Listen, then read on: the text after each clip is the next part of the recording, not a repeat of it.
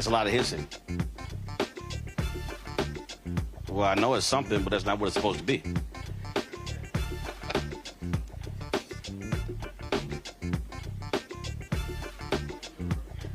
No, in the room. When I start, I'm gonna play a clip from the VP's appearance on The View, so you have the audio in the room.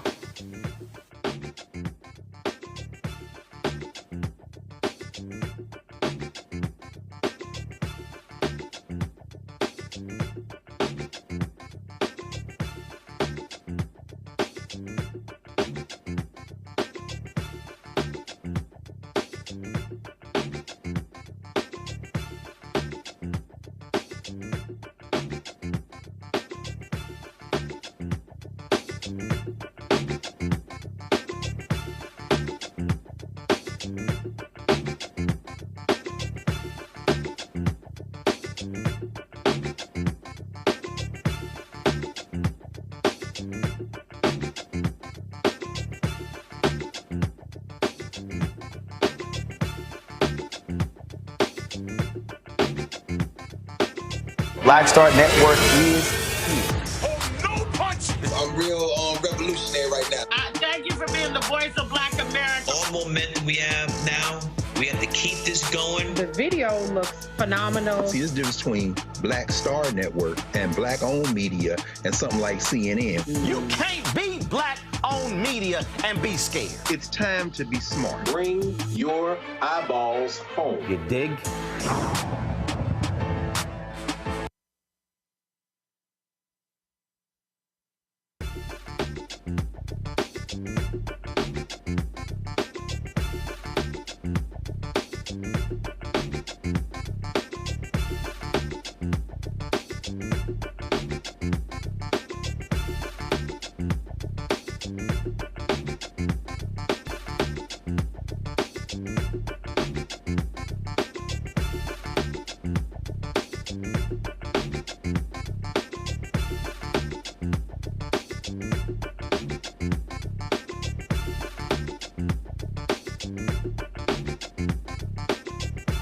Today is Tuesday, October 8, 2024. Coming up on Roland Unfiltered, streaming live on the Black Star Network. We are live in Philadelphia. 28 days until Election Day. Lots going on. Vice President Kamala Harris today was on The View. We'll show you some of that. She also did an interview with Howard Stern. Lots to talk about, to break down what's going on. We'll talk about what's happening here in Philadelphia, how Republicans are doing all they can to target black voters here, but also to suppress the black vote. So we got a number of panelists to talk about. So lots of ground we want to cover. Folks, it's time to bring the funk. I'm Roland Martin Unfiltered. On the Black Star Network, let's go. He's got it. Whatever the miss, he's on it. Whatever it is, he's got the scoop, the fact, the find. And when it breaks, he's right on time and it's rolling. So why is that he's not knowing, putting it down from sports to news to politics. With entertainment just for kicks, he's rolling. It's on go, roll, y'all. It's Roland Martin, rolling with Roland now. He's funky, he's fresh, he's real, the best, you know he's Roland Martin now.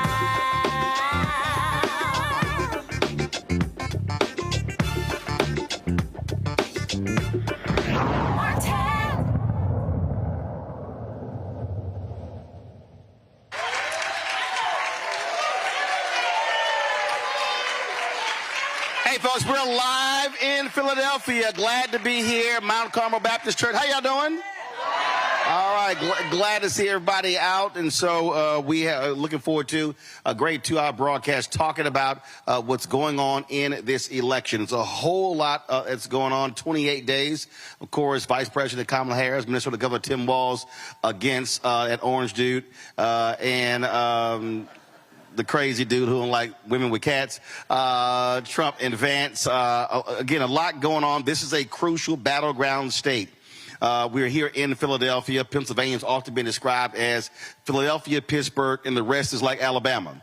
But the reality is this here, and we know this, whether we're talking about Michigan and Detroit, how Philadelphia goes, so goes this state. If black folks vote our numbers in this state, it will be a victorious election night for Vice President Kamala Harris. And so lots we want to talk about. She continues doing a variety of media interviews. Today, she made her first appearance on The View since becoming the Democratic nominee. Here is some of what was talked about in that appearance.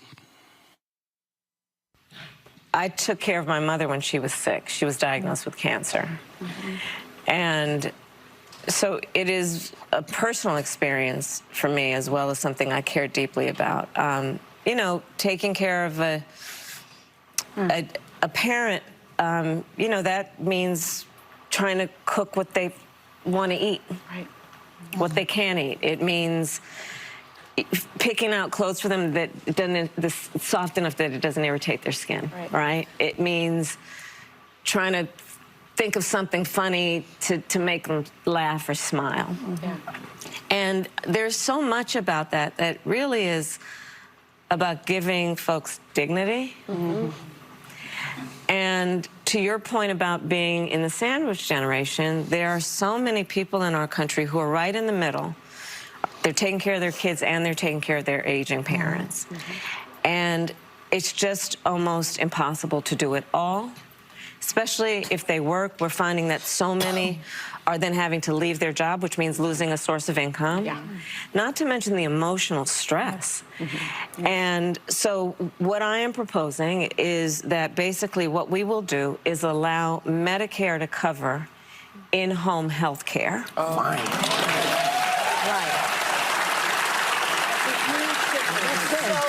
Because we're talking about these kinds of things where it's just about helping an aging parent or person, you know, prepare a meal, you know, put their sweater on. And it's about dignity for that individual. It's about independence for that individual.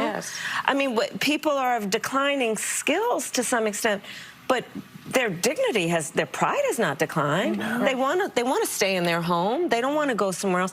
Plus, for the family to send them to a residential care facility, to hire somebody is so expensive. It wipes you out. And I'll just say, well, but here's the other thing about it. You know, people say, well, how are you going to pay for it? Here's the thing.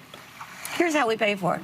Part of what I also intend to do is allow Medicare to continue to negotiate drug prices against these big pharmaceutical companies, which means we are going to save Medicare the money because we're not going to be paying these high prices, and those resources are best then put in a way that helps a family like the one you are describing. Which you have already done. Which we have already done with insulin. So it can be done. It absolutely can be done. And it has to be about just seeing what's happening. And it's such a burden that's emotional, financial, physical. Care is about physical work. And helping people do what they rightly want and need to be able to do. Before I go to the panel here, let's go to my panel back there. Dr. Mustafa Santiago Ali, former senior advisor for environmental justice, the EPA, joining us out of D.C. Teresa Lundy, principal founder, TML Communications, out of Philadelphia. Also, Dr. Larry J. Walker, assistant professor at the University of Central Florida, out of Orlando. Teresa, I want to start with you. You have a lot of folks who have been pining, complaining, the Andrea Mitchells of the world at MSNBC, others saying that she should be doing more serious interviews and taking tough questions and talking more about policy. What's interesting to me is you've seen her talk about policy, but it's not covered in the same way. Donald Trump talks about concepts, and he could just go on and on and on. There seems to be this double standard that somehow she should be laying out policies and deep proposals, and then he could just sit here and banter and talk about Hannibal Lecter.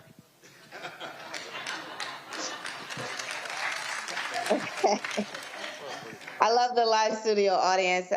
You're absolutely right, Roland. You know, Kamala Harris has actually been talking about policy the entire time. She has been in office, but also on the campaign trail. And it shows that, you know, who's paying attention, who's writing about some of the plans and the policies that's been laid out, not only by the campaign, but by various commentators and various economics and analysts that has been focused on, you know, what has Kamala done and as our vice president. And so, you know, when we see the double standard taking place here, it's not surprising, but it's also very intriguing to watch and very interesting. But I think, you know, again, people are not slow. We're not jaded in any way, shape, or form, knowing that Kamala has put in the work. And, you know, she's winning. So it's nothing else that we can really say outside of the interviews that she is doing. They are serious. She is being invited. She's not, you know, doing paid interviews here. She's actually doing earned media with, you know, shows that actually have ratings and views into homes, into neighborhoods and communities that are watching the most. So I think it's a very great strategy. But again, the double standard is real clear here in this campaign.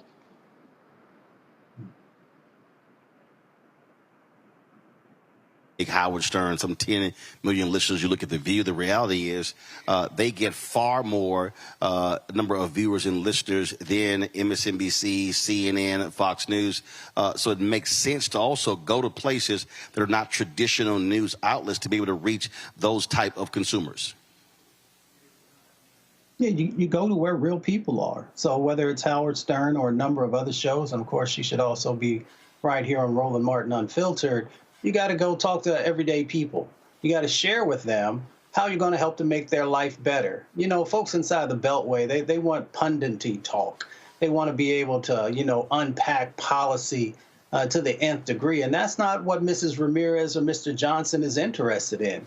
They want to know, how are you going to make my life better? How are you going to help to lower these health care costs? How are you going to help me to make sure that I have a job that's going to pay me a livable wage? How are you going to address the climate crisis that's going on with these hurricanes and the floods that are taking people's homes away and shortening people's lives? So she's going to the exact right places that she should be. She's going and having conversations with the American people through these media opportunities that actually speak to what they're looking for. So I say kudos to her for actually being wise enough to know who's actually touching folks and who isn't. Larry? Yeah, first of all, I'm excited to share my hometown of Philadelphia. So secondly, listen, let's call this for what it is, misogyny. We know when I talk to black women in corporate America and various other industries, they talk about this consistent double standard, you know, throughout their lives. And so what we're seeing with VP Harris is the same thing. Other thing I want to know, Roland, is that the media hasn't learned anything from years ago, you know, a few years ago when Hillary Clinton was running for president. We still here seeing some of the double standards that you just described. And, you know, it's not fair to hold VP Harris to a certain standard. As my colleagues noted, she's come out with very comprehensive plans in terms of helping those first-time home buyers, issues relating to price gouging. And not only when we talk about that, talked about other issues the Biden-Harris administration has done to support veterans. We talk about the infrastructure bill. So she can really talk about some of the successes that the Biden-Harris administration have actually accomplished. And then as she, you know, hopefully transitions to president of the United States, some really clear policies that will impact middle class, and not only middle class, but also those individuals from underserved communities who we also need to talk about. But these policies, once again, when we talk about dealing with elderly parents, millions of Americans are dealing with this issue. So this is really an important policy. I'm glad she released it today. And I'm hoping, like I said, over the next several weeks that Americans understand what's at stake here. Let's talk to our panel as assembled here. To my far left, Pastor Marshall Mitchell, Salem Baptist Church, Jasmine Sessions. Y'all go ahead and clap. Jasmine Sessions, Pennsylvania Black Women for Harris statewide chair, and also Pastor Donald Moore here at Mount Carmel. Very wise of him to wear his Fayetteville State shirt as opposed to wearing any cap or gear. I got cap on my wrist. Oh, that's cute. Here we go. That's cute. Well, you think I wasn't going to say anything? I'm just saying. If this is what we're going to do, we can do it. I'm just saying. First, remember. If this is what we're going to do. Remember, look, you get paid to talk, I get paid to talk, but I'm still an alpha. And I promise you, I can talk way better than you. You can't. I promise you. You can't, because remember, without alpha, y'all just cap aside. Y'all need our name in your name. This guy. See, when they start saying this guy, that means I ain't got no response. Oh, to no, what I he have a response. I just can't utter it in the house of the Lord. Oh, see, alphas can do this in church, outside of church. No, you can't. Y'all just can't control yourself. Yeah, we can. Let's get at it. Y'all want none of this. Because I really don't do this with people. Well, anyway. See? I was going to say I don't do it with people who've not been doing it longer than me, but go ahead. It's all good, though. I mean, but listen, y'all are a youth group. But it's all right. You are a Cub Scout group at best. Always. At best. I'm going to set it down this way. Always remember, when you're the president of Alpha, kiss the ring. Listen, man. Let me start. Of a Kappa, I can tell you something. Well, I ain't going to finish that. You can't. Because you can't. Because you can't. Let's get this started. You can't escape it. You're an Alpha. You have my deepest condolences. What little group you in? Ain't no little group. What's that? There's only one Kappa Alpha. Oh, please, man. Right in the 1911. Y'all dressed y'all dressed like deltas. Let's get this thing started. Let me get this thing started. I told y'all I cut deep. Michelle Obama said when they go low, we go hot. No, I go lower. I go all right, hell. Let's get out. I go low. I go to hell. I go low. I'm an AKA, and we are the first. You hit. Let's go. You hit below the. You hit below the knee. I'm gonna hit you in your ankles. All right. Let me ask y'all this question. Let's go. In terms of crossed a red line for me when you said y'all go to hell. I'm not going there for anybody. There you go. Precisely. But that is the Kappa home. Let's go. Let's talk. Y'all, we can do this all day. We can do it all day. All day. Let's get right down to it, because I got two alphas in the studio, Mustafa and Larry. That's how we do it. So here's the thing that when you look at what we're just talking about, it is amazing to me how often I keep hearing from these folks, we need to hear more policy. Listen, Hillary Clinton dropped all kind of policy in 2016, and then Trump, his stuff wasn't even on index cards. And so what is happening in this state? What is happening in this city? What are you hearing? And are you being inundated with data and information? I'll start on the far left. No, I'm not being inundated with information. I'm being inundated with text messages. I don't consider that information. Text messages from? Text from anyone who has a phone. It literally is overkill. I don't even read them now. I think what has to happen, running a campaign in the black community cannot just simply be done digitally. It's not done through analytics. Black people want to love, but we love viscerally. And we have to actually cut through the code of Democratic Party politics.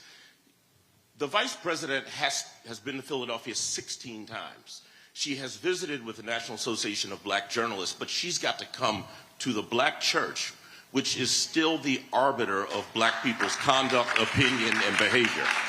And I hope that people from the campaign are listening. I'm certain a few are here. But we do politics very differently. You can do some of it digital. It's just like church now. I love having digital members, but it's my analog members who show up every Sunday, who pay the bills and get it done. And so the politics of our community has to look different. Well, we're living in a world where you actually have to do both, because again, the consumers have absolutely changed. But the question is, what is actually happening? What is happening on the ground? Are there town halls? Are there these conversations? So what is happening in this city, in this state, specific to African Americans? Go ahead. So I think that Marshall is absolutely correct. There does need to be a stronger ground game, but you also have to take into account the digital, right? Mm-hmm. Because as a woman of a certain age, right, my younger students, they want text messages. They want to go on social media. That is how they get their information, right? But also, I do feel like the campaign is swelling. The DNC energy was amazing, and they're capitalizing and riding that wave. I, too, am not being inundated by information, but I do think that Vice President Harris is coming to the people right now. So she is being very selective about the interviews that she's doing, because she is trying to reach the people. She wants to talk about pocketbook issues. So the home health care, my mother-in-law, before she passed, God rest her soul, me and my husband took care of her. We took her in. That resonates with us. We as black people, we are caregivers by nature, right? Our parents are now aging. And so I do think that she is taking it to the people, communicating in the way that is really effective. And here in Pennsylvania, you are absolutely right. Philadelphia, the birthplace of democracy. She has been here 16 times, and she will continue to come here, and we have her back. Philadelphia has Vice President Harris's back. So, of those 16 times, how many of those have been community-driven? Well, community, which community? You have to define that, right? No, I'm talking to black people. It's a black show. It's not a lot. No, first of all, this is a black show. So when I say community, I ain't talking about nobody else. So in that case, then not a lot. I don't think there's been enough intentionality to have points of contact with the black community. And to a certain degree, I think the campaign has taken for granted that the votes are there. But we have to be cognizant of the fact that in the last presidential election, 16% of black males in the city of Philadelphia voted Republican. And so if we pay attention to that, I think there has to be some intentionality to make points of contact with black voters, not black and brown, not with black voters, because as goes Philadelphia, so goes Pennsylvania.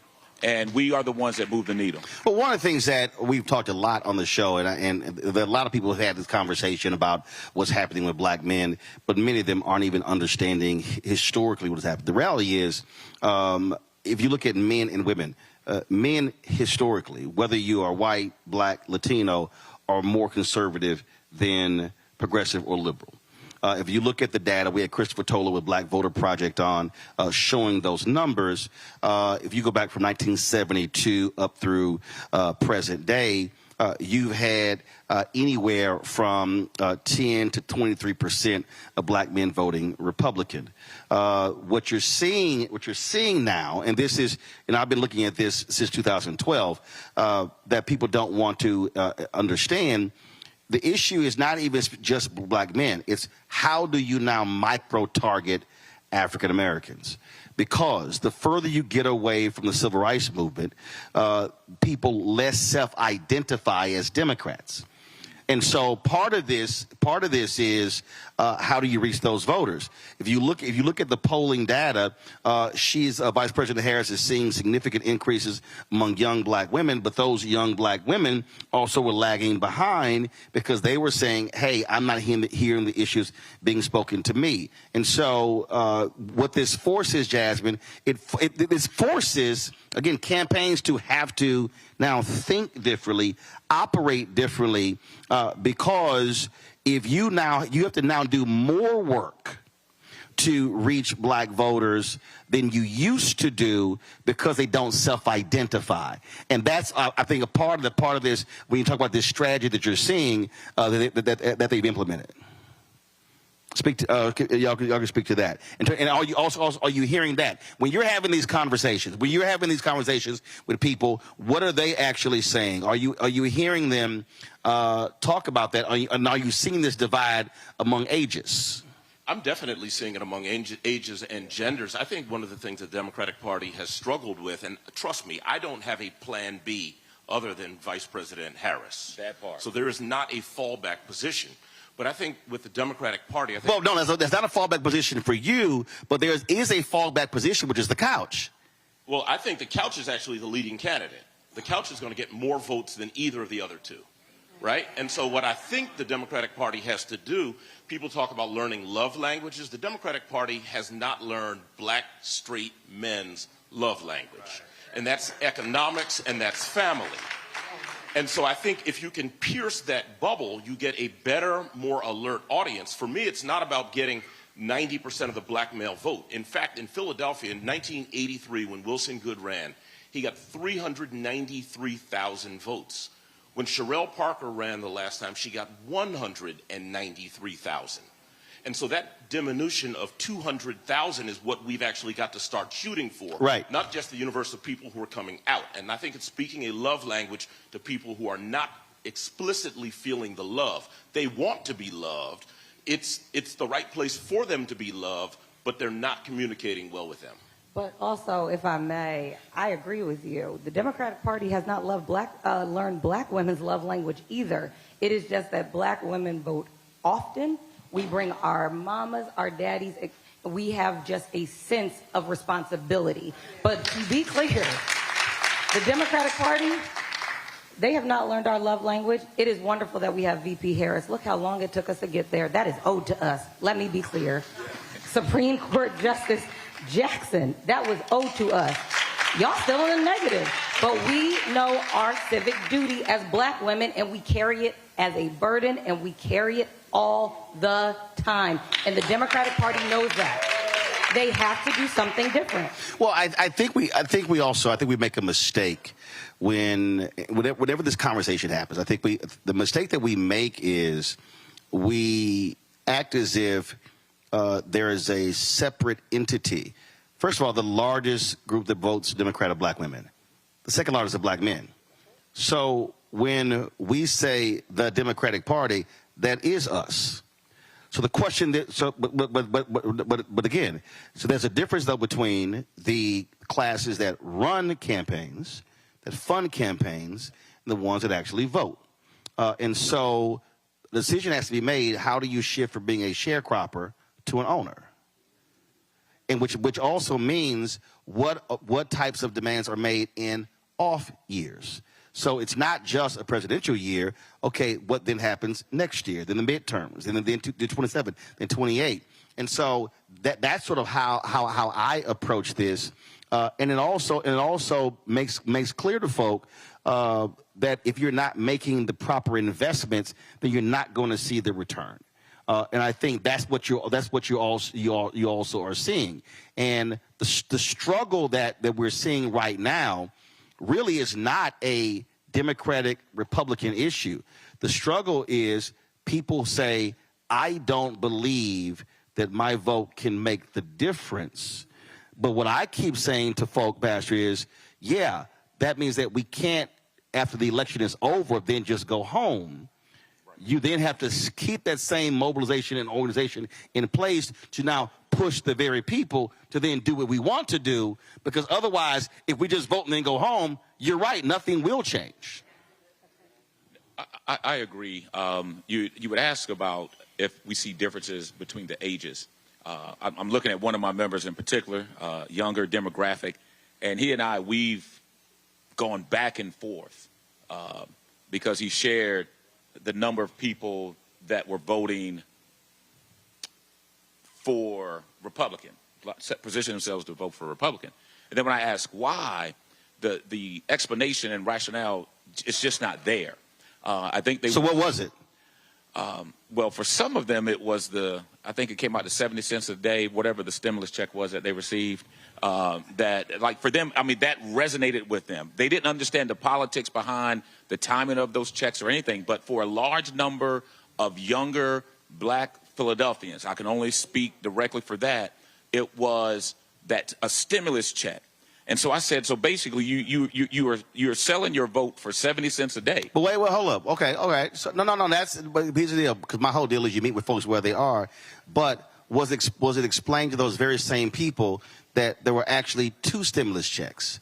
That was a stimulus check in 2020 under Trump. There was a larger one under Biden-Harris in 2021. In addition to that, you saw an increase in unemployment insurance under Biden-Harris. You saw the expansion of moratorium on evictions, and you saw an increase in child care support. And they also expanded the PPP loans targeting black businesses. So what you're talking about, part of this is also a failure on the part of political leaders to properly explain what they did. I agree 100%. So similar to what both Jasmine and Marshall were saying, as far as the communication, the languages, but in the midterm elections, those off years, the off elections where it's not a presidential election, what are they doing for voter engagement, voter points of contact? And they're just not consistent. So I think as a result, both on the elected officials, they've not done a great job of communicating what they've done between 2020 and now 2024, because something is being missed. Historically, you know, we had the mantra, well, you owe it to the ancestors. That doesn't work for this generation anymore. It just doesn't resonate with them. Whether it's you owe it for your grandmother, you owe it for those that died for you. This generation really could care less. And, I mean, they've said it to me that they could care less.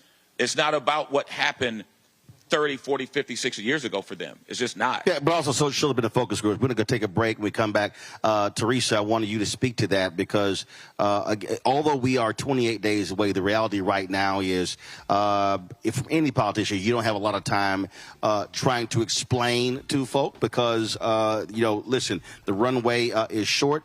But that is still a significant thing that has to happen so folk who are deciding between voting and the couch can all understand this. So we're going to go to a break. Folks, we'll be right back on Roland Martin Unfiltered on the Black Star Network, live from Philadelphia, Mount Carmel Baptist Church. Back in a moment.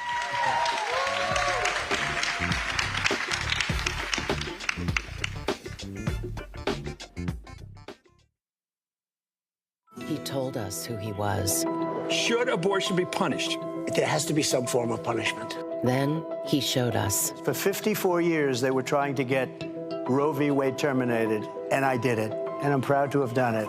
Now Donald Trump wants to go further with plans to restrict birth control, ban abortion nationwide, even monitor women's pregnancies. We know who Donald Trump is. He'll take control. We'll pay the price. I'm Kamala Harris, and I approve this message.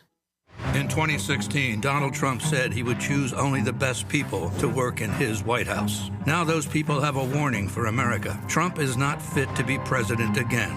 Here's his vice president. Anyone who puts himself over the Constitution should never be president of the United States. It should come as no surprise that I will not be endorsing Donald Trump this year. His defense secretary. Do you think Trump can be trusted with the nation's secrets ever again? No. I mean, it's just irresponsible action that places our service members at risk, places our nation's security at risk. His national security advisor. Donald Trump will cause a lot of damage. The only thing he cares about is Donald Trump. And the nation's highest-ranking military officer. We don't take an oath to a king or a queen or to a tyrant or a dictator. And we don't take an oath to a wannabe dictator. Take it from the people who knew him best. Donald Trump is a danger to our troops and our democracy. We can't let him lead our country again. I'm Kamala Harris, and I approve this message. I get it. The cost of rent, groceries, and utilities is too high. So here's what we're going to do about it.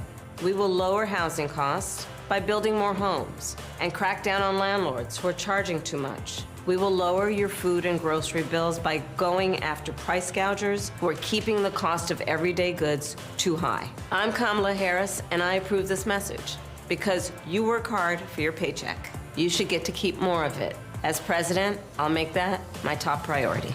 Bob and I both voted for Donald Trump. I voted for him twice. I won't vote for him again. January 6th was a wake-up call for me. Donald Trump divides people. We've already seen what he has to bring. He didn't do anything to help us. Kamala Harris, she cares about the American people. I think she's got the wherewithal to make a difference. I've never voted for a Democrat. Yes, we're both lifelong Republicans. The choice is very simple. I'm voting for Kamala. I am voting for Kamala Harris. IVF is a miracle for us because it allowed us to have our family. After having my daughter, I wanted more children, but my embryo transfer was canceled 8 days before the procedure. Donald Trump overturning Roe v. Wade stopped us from growing the family that we wanted. I don't want politicians telling me how or when I can have a baby. We need a president that will protect our rights, and that's Kamala Harris. I'm Kamala Harris, and I approve this message. Of 100 Republicans who worked in national security for Presidents Reagan, both Bushes, and for President Trump, now endorsing Harris for president. She came up as a prosecutor, an attorney general, into the Senate. She has the kind of character that's going to be necessary in the presidency. Vice President Harris is standing in the breach at a critical moment in our nation's history. We have a shared commitment as Americans to do what's right for this country. This year, I am proudly casting my vote for Vice President Kamala Harris. Former generals, secretaries of defense, secretaries of the Army, Navy, and Air Force, CIA directors, and National Security Council leaders under Democratic and Republican presidents, Republican members of Congress, and even former Trump administration officials agree there's only one candidate fit to lead our nation, and that's Kamala Harris. I'm Kamala Harris, and I approve this message. Hello, I'm Marissa Mitchell, a news anchor at Fox 5 DC. Hey, what's up? It's Tammy Roman, and you are watching Roland Martin Unfiltered.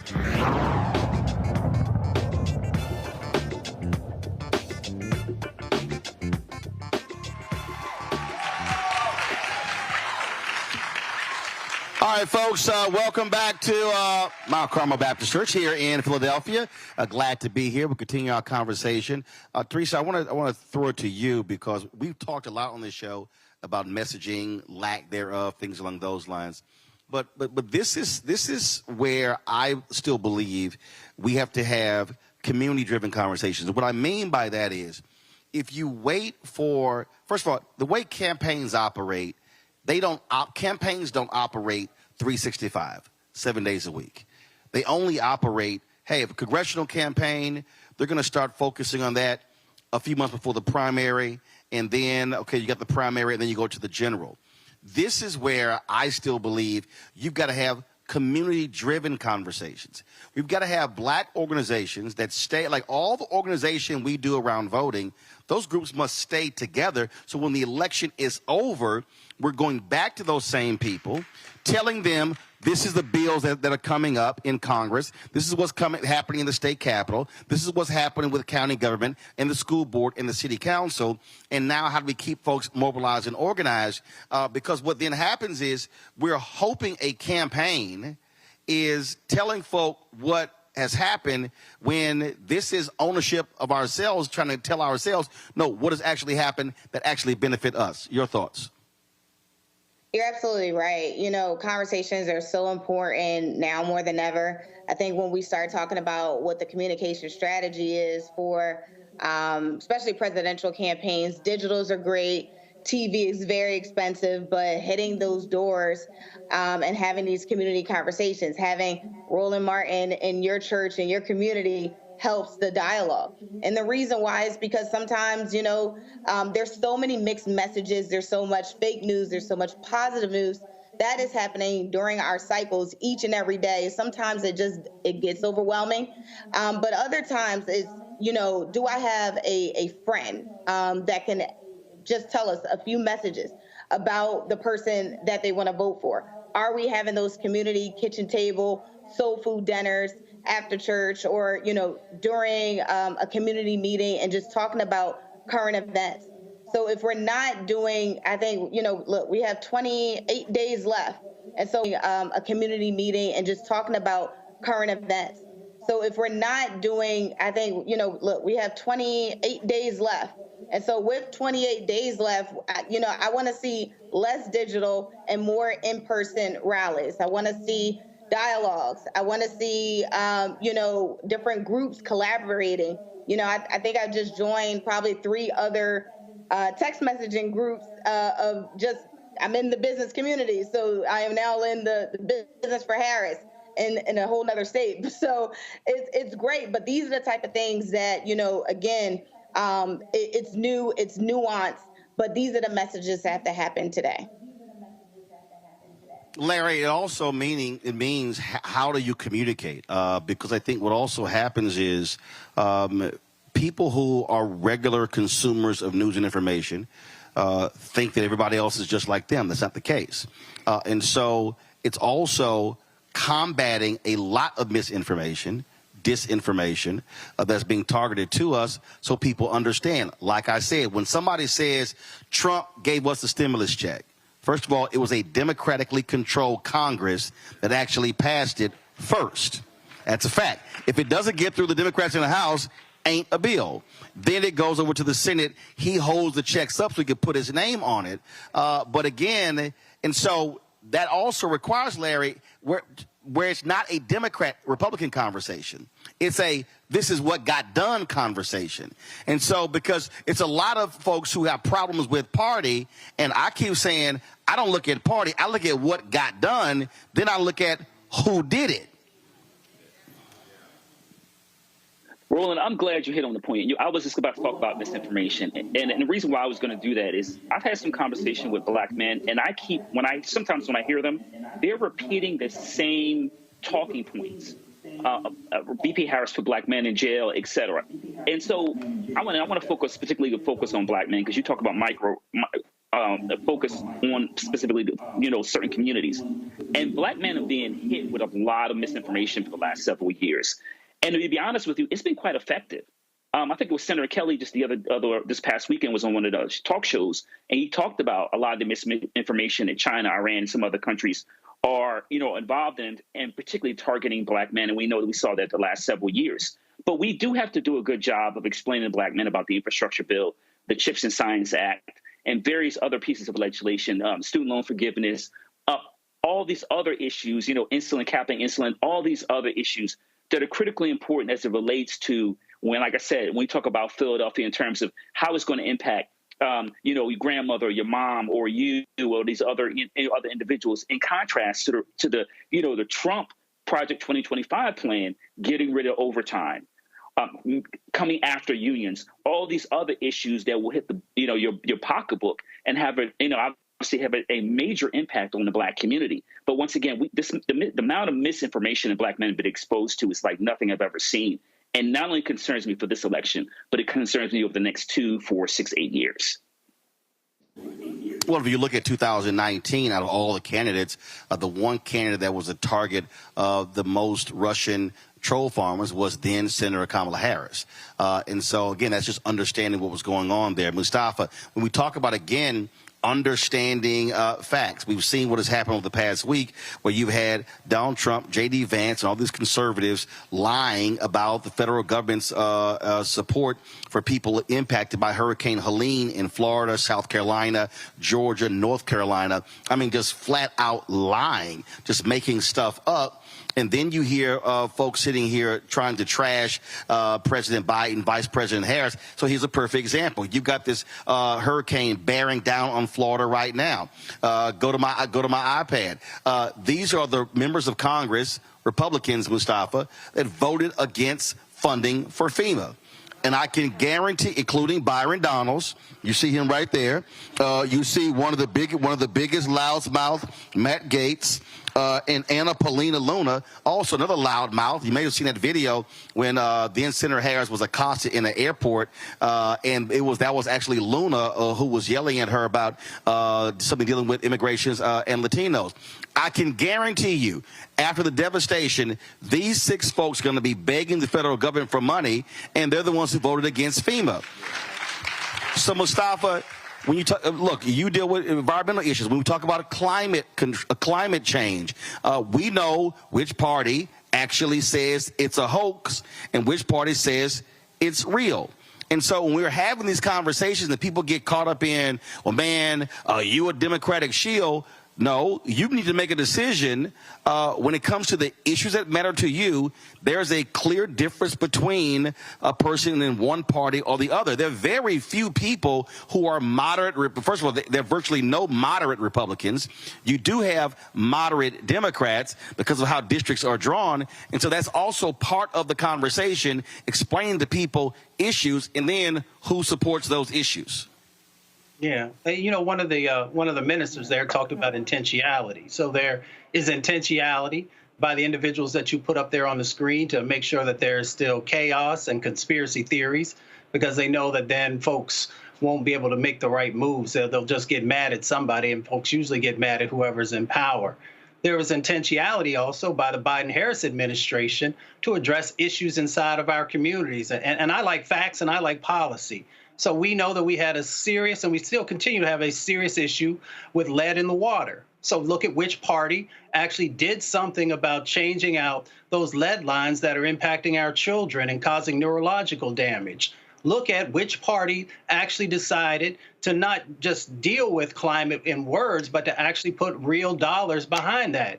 So Larry had mentioned, you know, the bipartisan infrastructure bill, the climate bill that put real dollars out there. And for those who say that folks don't make investments in our communities, and as somebody who's worked on environmental justice and climate justice for a while, we now literally, before we were lucky if we had a few $1 million, now we have billions of dollars to be able to help to strengthen and heal our communities.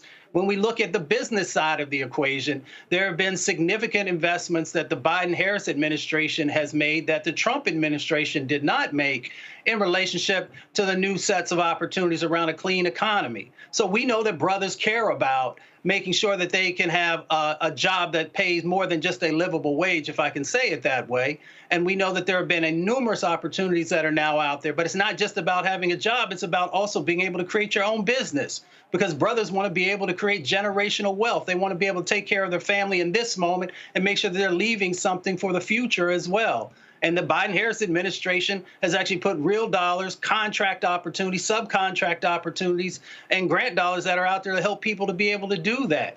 So often we have these larger, overarching conversations instead of drilling down. Like my people who are on Westminster and 48th right there in Philly, you know, they want to know, can I create my own business or can I keep my business going? They want to know about home ownership also. Which party and which administration has actually created more home ownership in the Black community? And it was the Biden-Harris administration that had better numbers than the Trump administration did. And then, of course, Black unemployment is lower under the Biden-Harris administration than the Trump administration. So if we want to have a conversation about economics, all we got to do is lower under the Biden-Harris administration than the Trump administration. So if we want to have a conversation about economics, all we got to do is look at the facts. That by no means means that we still don't have a lot of work to do, because we know we are still the ones that get hit first and worst from the climate crisis and environmental injustice, and we are the ones that are still struggling to get our numbers right in relationship to owning businesses and to be workers in spaces. But we got to give credit to the folks who have actually done intentionality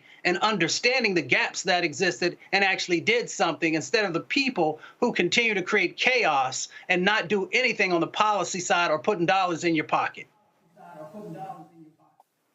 Marsha, on that particular point, it's interesting to me when I hear young brothers say, I had some brother who was in Compton, he emailed me and he was like, man, you know, we had money in our pockets when Trump was there. And I'm going, okay. I'm like, so let me ask you this question. Did he support a living wage? No. Is the federal minimum wage still $7.25? Yes. How long has it been there? Dang near 20 years. Which party is against $15 an hour? It's real clear who.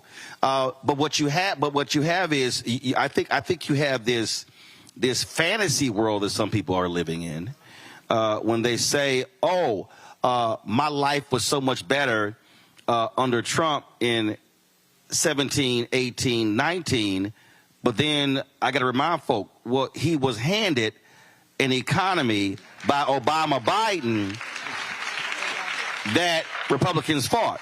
And so this is where I think we have to also be willing to challenge folk on these falsehoods and literally force them to, which what you were saying as well, force them to have to defend the position. Otherwise, the lie just keeps getting repeated. Lies have longer legs and they are faster than the truth and public policy decisions. So I think we've actually got to do something radically different. You have made the tragic mistake of trying to be reasonable and rational in a time when people are irrational, emotional, and visceral. Donald Trump's people enjoy the lies. They thrive and prosper on the lie. The worse the lie, the more ecstatic they are to support it. See, but it's not just his people. We have black chaos agents. Well, but hold on. So I don't think the problem is misinformation. I think the problem is actually misinformers. And there are more misinformers out there. And what we have, the challenge we have, the black pulpit is more muted today than it has ever been in its history. And black elected officials are also, in many ways, doing the work is not posting on Instagram. That's fun. But actually beating the pavements and doing the stuff that actually works, right? We seem to be allergic to it. Well, that's why what I said earlier. I love what Uncle Charlie Wilson said. He new school and old school. I think the problem with new school is a new school thought believes everything that old school no longer applies. Yeah.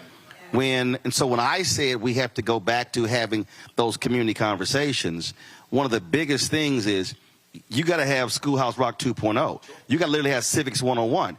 There are people right now who literally have no clue the difference between a city council member, a school board member, and a House member and a Senate member. But in 28 days, we're not going to change Right. So we have to become visceral, emotional, and we have to actually manipulate what we know is the truth. So in the 28 days, so in the 28 days, how I operate is when someone tells me, Jasmine, man, I don't know, I go, give me 3 issues you care about.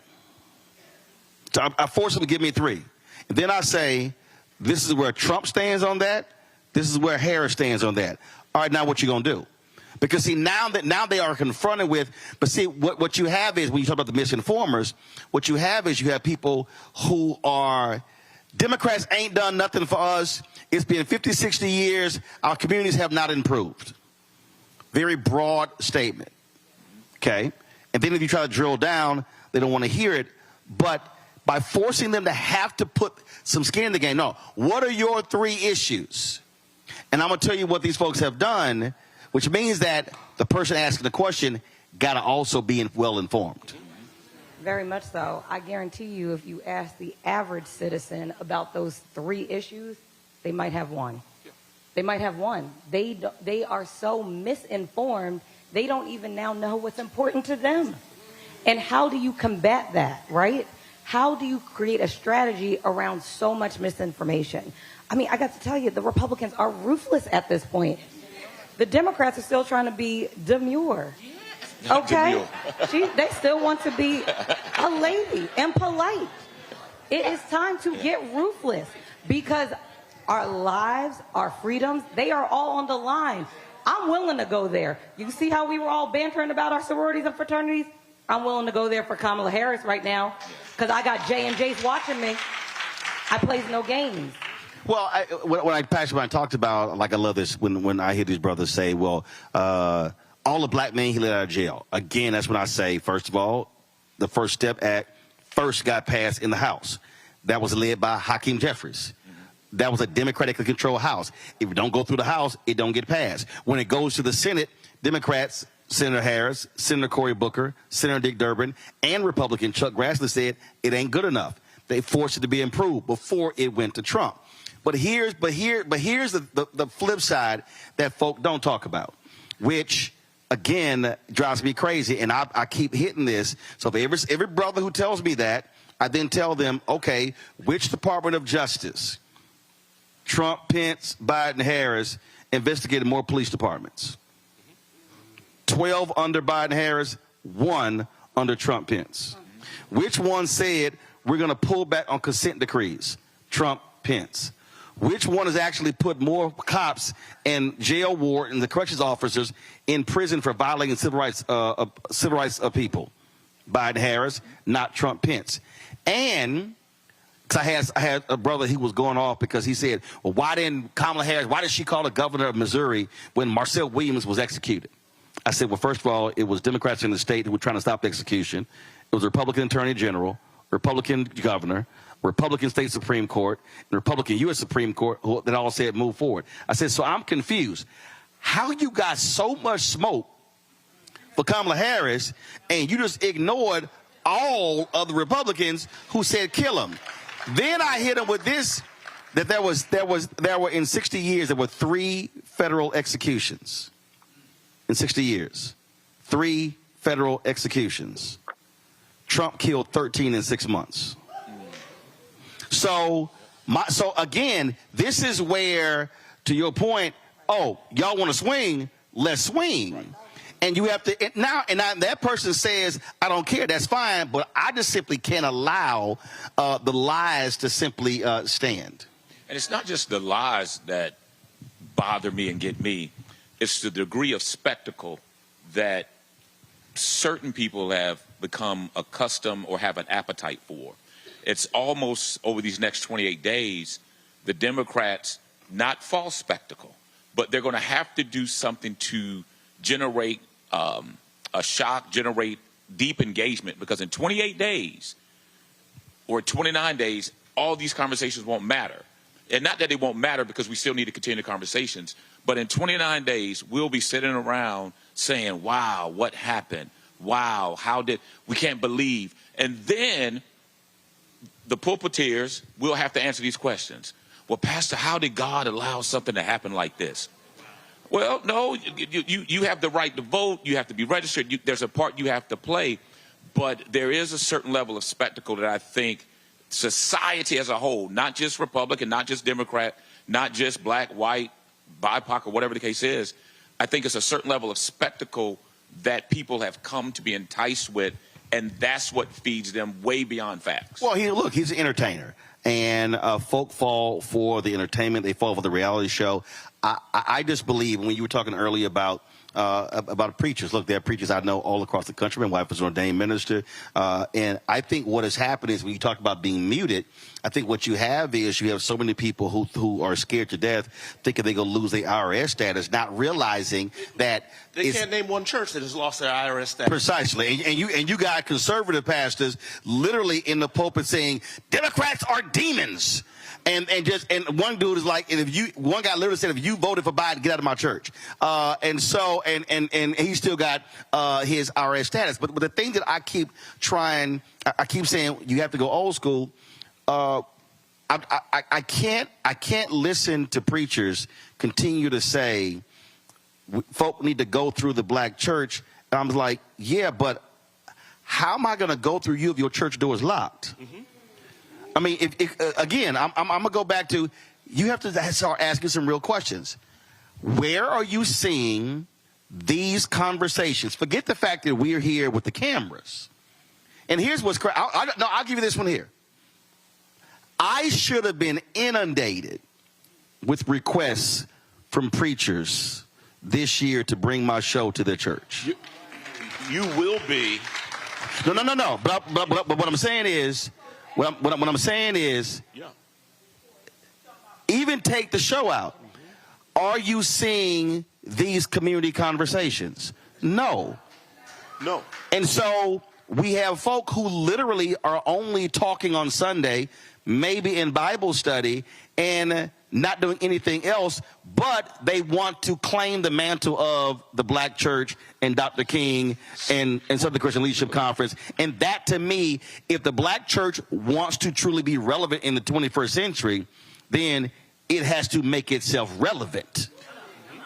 To that point, right, for those community conversations, I can't speak for all 2,700 places of worship in the city of Philadelphia, but I can speak for the Mount Carmel Baptist Church. I can tell you that the case ministry. Come on, Case. And can I say Mount Carmel Baptist Church? Okay, for the person at home, they don't know what case ministry. No. What is it?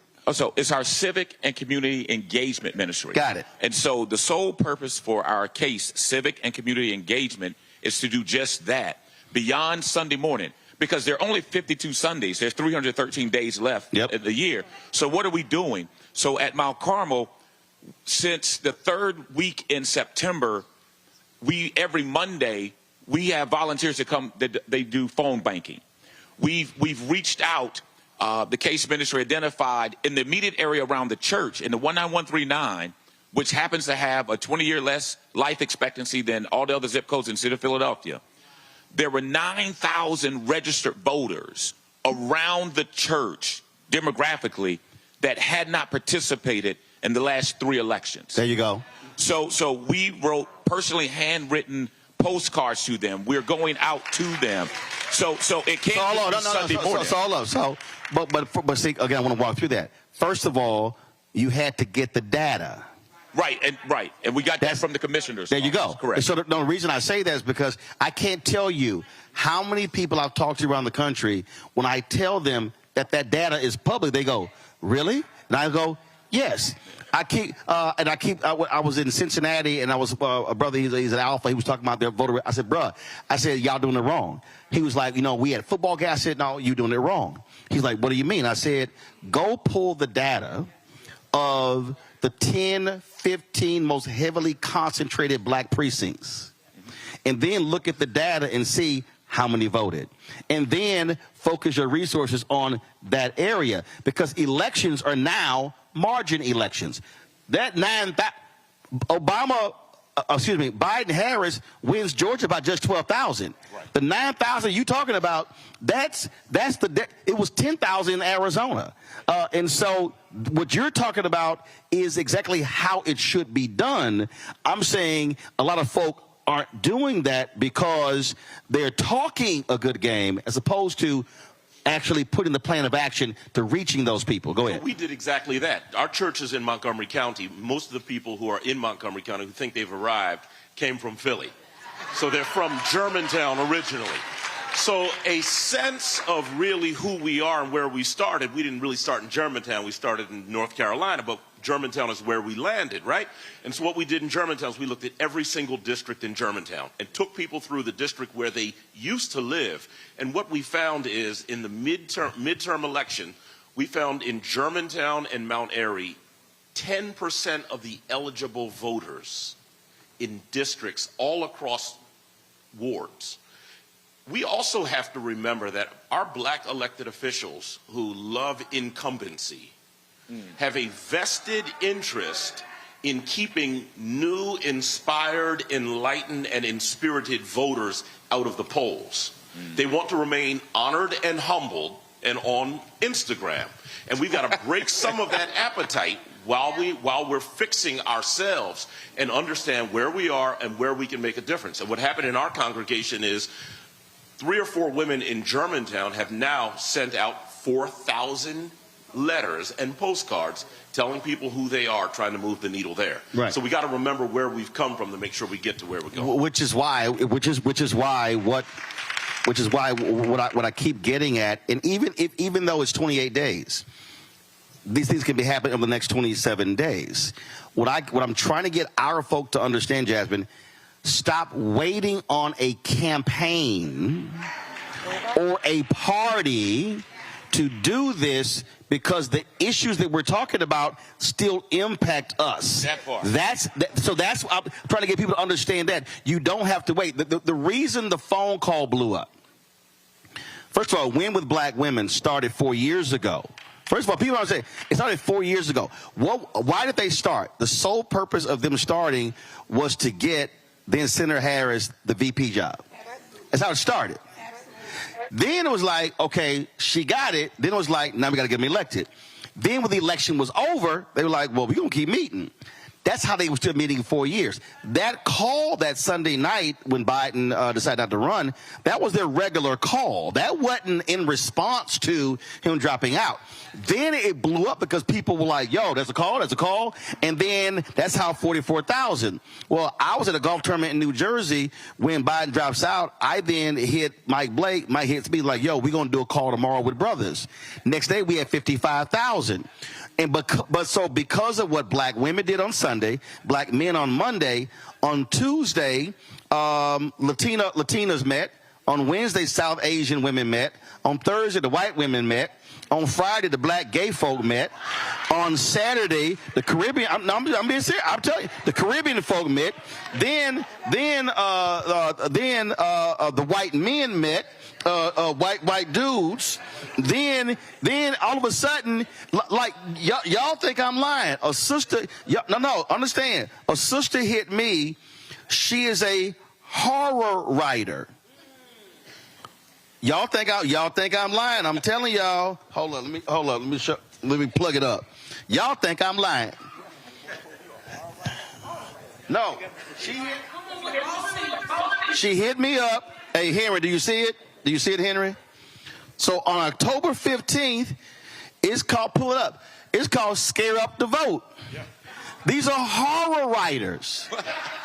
So what happened was all of these groups, I'm telling y'all, all of these people realized, yo, we ain't got to ask nobody to do a call. we can just do a call. And so what I'm suggesting is, if we had that amount of energy that came in that moment, this is where our folk nationally, statewide, locally should be saying, well, wait, we can replicate that every single year in every community, but you have to care enough to actually make the call, organize it, and then follow through. Final comment before I go to break. So, did you hear me previously when I said black women will save the democracy? Oh, okay, I didn't know if anybody heard that. So, to be very clear, I am the chairwoman of Black Women for Kamala Harris. We have been organizing, correct? We had a statewide call, 2,000 women in a day. The next call, 3,000 women in a day. We are ready, we lead already, and then everyone else follows. Here's what we need, Roland. We need y'all to continue to follow our lead. End of story. Because we don't take our foot up off that gas. We understand that we have to do it for our families, our babies, our aunties, our friends. We don't take our foot up off the gas. So just follow our lead. So, Marshall, the thing that again, although it's 28 days, the point that I'm making is every single person, if you got social media, what memes are you sharing? What are you posting? You can go to Kamala Harris's Twitter feed, grab the graphic, put it on yours. I'm just saying that people have to be thinking that way in terms of how can I move the needle, because this is going to be a margin election and every vote truly will count. Final comment. So I'm moving like I'm scared, but I'm thinking like I'm going to win. I really have to actually believe that. And I want the campaign to believe that, and I'm hoping that all of these estuaries turn into streams, streams turn into rivers, rivers dump into a bay, and then we have an ocean of votes. Final Pastor, for me, at this point, I can't even wait on a campaign. Right. Because for me, I'm looking at the fact that if Trump wins, Clarence Thomas and Alito are going to retire, and that is going to guarantee a hard right Supreme Court for another 50 years. So my deal is, and I get it, but right now, I ain't waiting on nobody. I'm going to use everything I got at my disposal to make it happen. And to that point, I know there's a number of pastors in here. I think what I would impress upon your viewers and listeners moving forward, for all the clergy who are scared to say something on Sunday, that's not me. You can utilize your personal social media platforms. You are still an individual citizen that has freedom of speech and things of that nature. Use your platforms to meet your congregations, to meet and contact other people, because we have to do things unconventionally because it's only 28 days left. Absolutely. Is my panel there, or have they been dismissed? They're still there. Let me get a final comment from them, because in the next hour, we're going to be just here at the church. So, again, 28 days, Mustafa, and folk who are watching and listening, they need to understand you got to be in this game. Just voting is one thing, but you should be saying, looking at your state right now, what's the registration deadline? How many people can I register before the deadline? That's the first thing. Then the second thing is, does my state have early voting? How can I get folk to vote early? And then if they don't, then how many people can I move and activate to get to the polls on election day? Mustafa, you go. My grandmother says you have power unless you give it away. We can utilize our power to make sure that we are making the investments inside of our communities, making sure that we are putting the right people there that we can hold accountable and who actually understand the dynamics that play out in our neighborhoods and inside of our families. But the only way that happens if we use our power to make sure that we're electing those individuals who won't who will make sure that they're there for us. So in the words of James Baldwin, he said that if I love you, I have to make you conscious of the things you don't see. Let's make sure that people see our communities and that they see the brilliance that exists there, and that we actually vote for individuals who care about us. Teresa. Here in the Commonwealth of Pennsylvania, which is going to a battleground state. We need to know that there are 2 opportunities for in-person voting, which is October 21st. And then, of course, you can request your mail-in ballot by October 29th. So October is going to be a very good month for us. Make sure you tell your friends, neighbor, local congressperson, local neighbor, anybody that you fall into that it's time to vote and it's time to do it now. But Teresa, but you also, isn't there something weird here where you got to sign the outside and that there's you got to follow a procedure with that ballot, correct?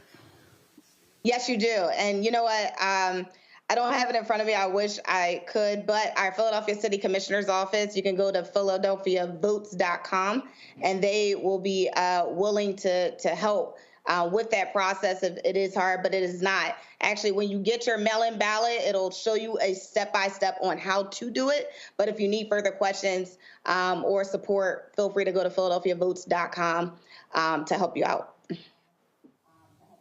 After the break, we're going to have somebody here explain exactly what that is, because the last thing we need are votes actually being tossed out. Larry. Roland, I want to note that Philadelphia has a strong black radical tradition. We talk about Reverend Leon Sullivan, Reverend Gray, among others, whether you talk about inside or outside the church. It's critically important that black folks go out and vote. I know they will in my home city of Philadelphia. But once again, we do have to have a conversation about how the kind of information that black men are being, targeted as it relates to information. But we have to realize that our lives are on the line with this election. And then if we don't vote the way we need to, we could face some serious consequences over the next couple of years. Indeed. All right, Larry, Mustafa, and Teresa, I certainly appreciate it. Thanks a bunch. Folks, we're going to go to break. We come back. We're going to have another panel here at Mount Carmel Baptist Church in Philadelphia. Roland Martin Unfiltered, broadcasting live on the Black Start Network. Folks, I say this all the time, support the work that we do. We don't have, these conservative billionaires. They're funding conservative media. We don't have any of that. And so our fan base has been tremendous. Some 31,000 people have donated to our show since we launched 6 years ago. Some of the folks in the audience, I've met some of you already. I certainly appreciate that. If y'all want to support the work that we do, I told y'all Cash App is still tripping with changing their rules, so we're still dealing with them on that. But support us, and yeah, a bunch of y'all are still old school. They send check and money orders. Trust me, it's still cash the same way. It's a little bit more work, but P.O. Box 57196, Washington, D.C. 20037-0196. PayPal, R. Martin Unfiltered. Venmo is RM Unfiltered. Zelle, Roland at RolandSMartin.com. Roland at RolandMartinUnfiltered.com. We'll be right back.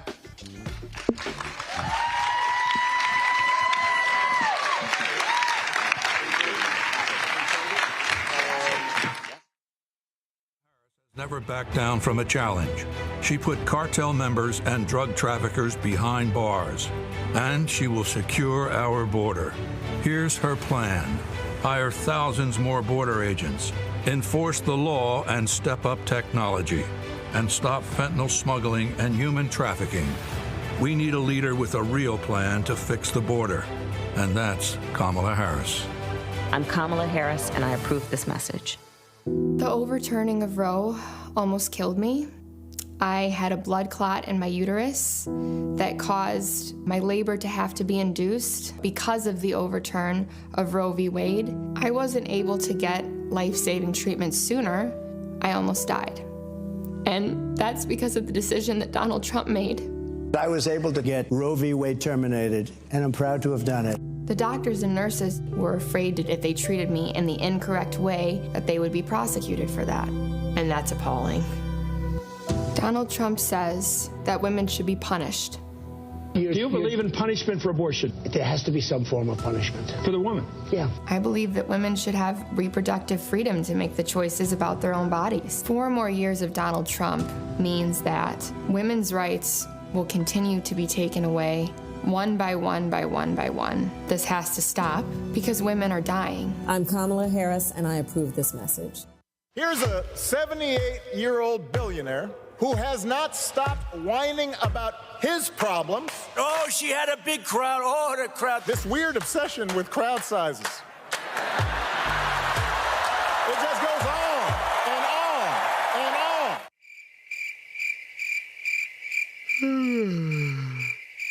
America's ready for a new chapter. We are ready for a President Kamala Harris. I'm Kamala Harris, and I approve this message.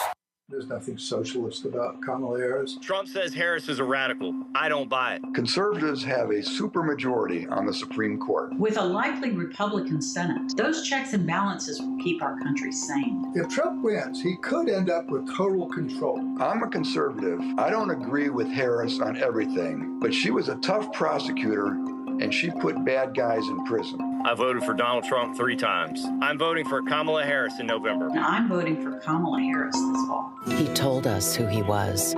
Should abortion be punished? There has to be some form of punishment. Then he showed us. For 54 years, they were trying to get Roe v. Wade terminated, and I did it, and I'm proud to have done it. Now Donald Trump wants to go further with plans to restrict birth control, ban abortion nationwide, even monitor women's pregnancies. We know who Donald Trump is. He'll take control. We'll pay the price. I'm Kamala Harris, and I approve this message. I get it. The cost of rent, groceries, and utilities is too high. So here's what we're going to do about it. We will lower housing costs by building more homes and crack down on landlords who are charging too much. We will lower your food and grocery bills by going after price gougers who are keeping the cost of everyday goods too high. I'm Kamala Harris, and I approve this message because you work hard for your paycheck. You should get to keep more of it. As president, I'll make that my top priority. When you talk about blackness and what happens in black culture, we're about covering these things that matter to us, speaking to our issues and concerns. This is a genuine people-powered movement. There's a lot of stuff that we're not getting. You get it, and you spread the word. We wish to plead our own cause. Too long have others spoken for us. We cannot tell our own story if we can't pay for it. This is about covering us. Invest in black-owned media. Your dollars matter. We don't have to keep asking them to cover our stuff. So please support us in what we do, folks. We want to hit 2,000 people, $50 this month, raise $100,000. We're behind 100,000, so we want to hit that. Y'all money makes this possible. Checks and money orders go to P.O. Box 57196, Washington, D.C. 20037-0196. The Cash App is $RM Unfiltered. PayPal is R Martin Unfiltered. Venmo is RM Unfiltered. Zelle is Roland at RolandSMartin.com. Hi, my name is Freddie Ricks. I'm from Houston, Texas. My name is Sharon Williams. I'm from Dallas, Texas. Right now, I'm rolling with Roland Martin, unfiltered, uncut, unplugged, and undamn believable. You hear me?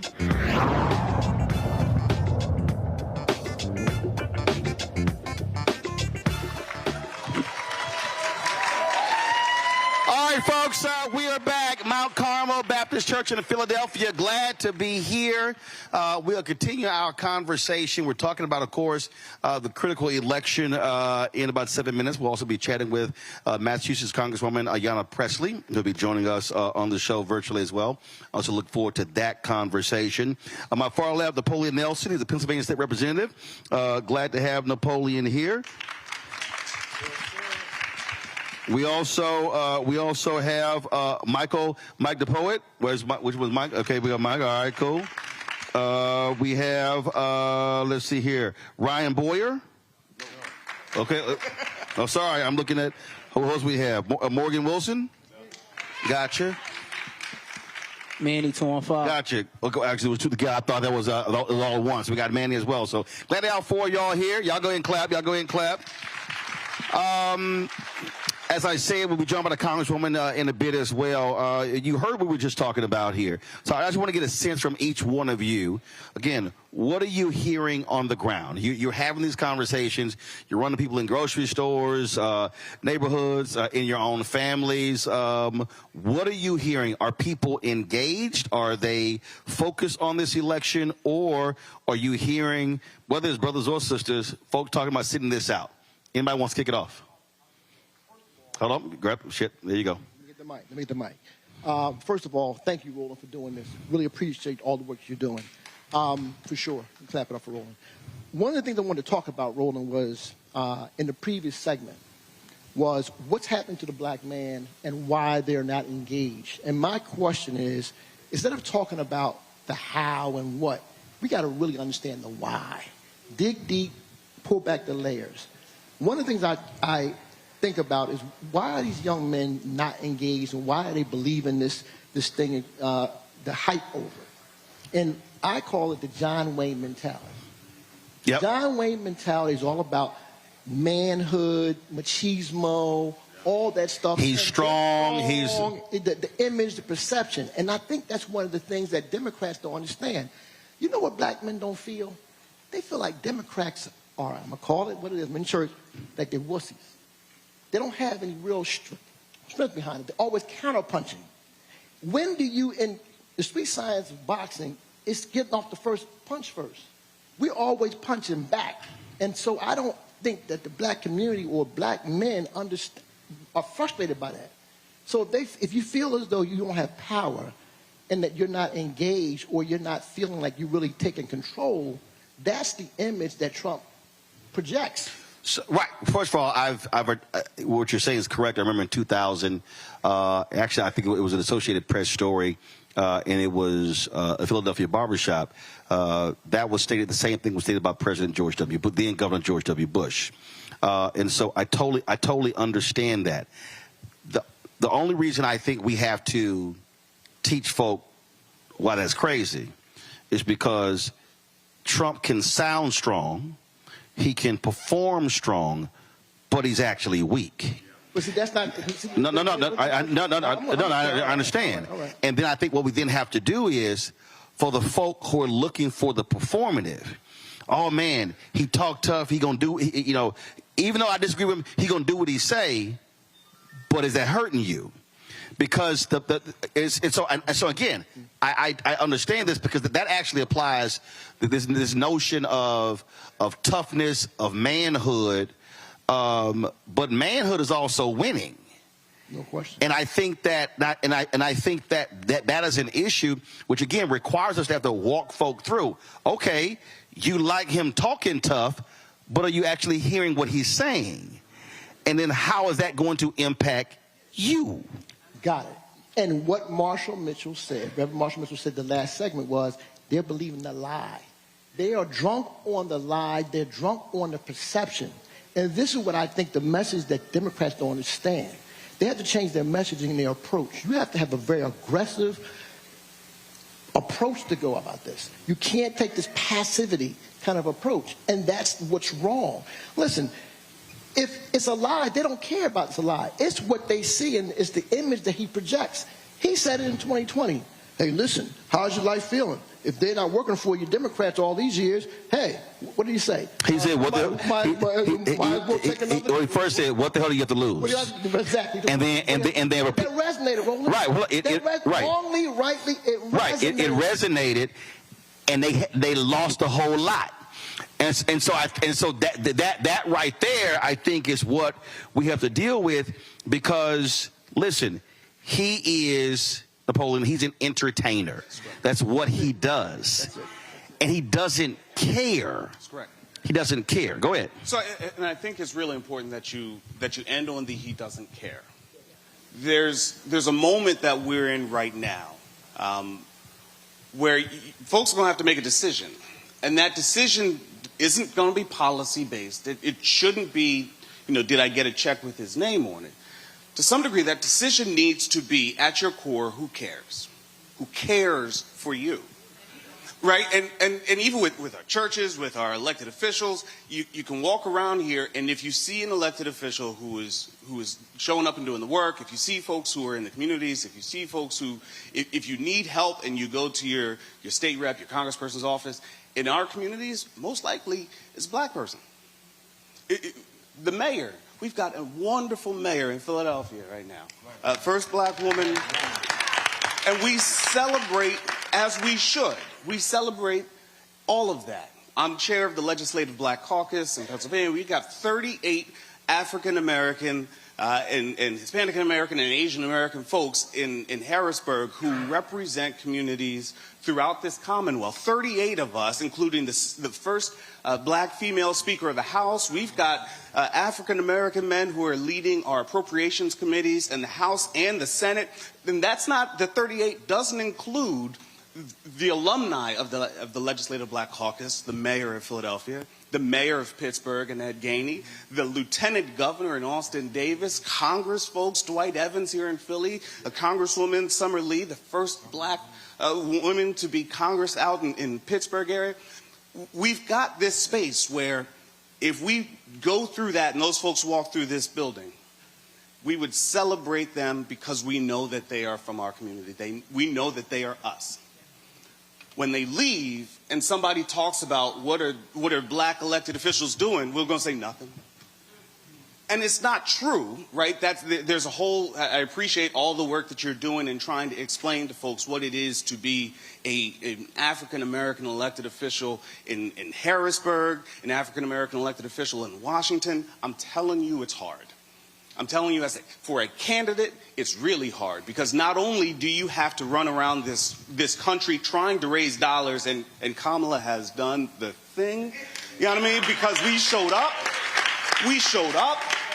and we have never seen that before. There are some amazing elected officials running around right now who are trying to raise money.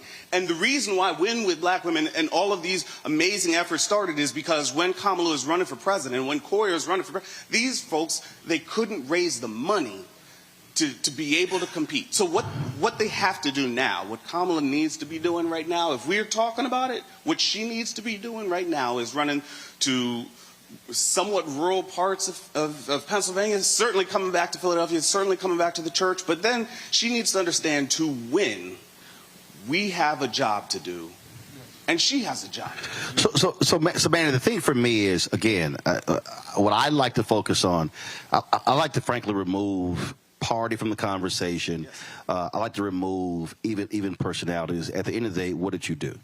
And when I hear brothers talk about, well, Trump's going to put money in my pockets, my response is, okay, but what's going to happen when you get sick? Which I then go back to, the Affordable Care Act completely changed health for black people in this country.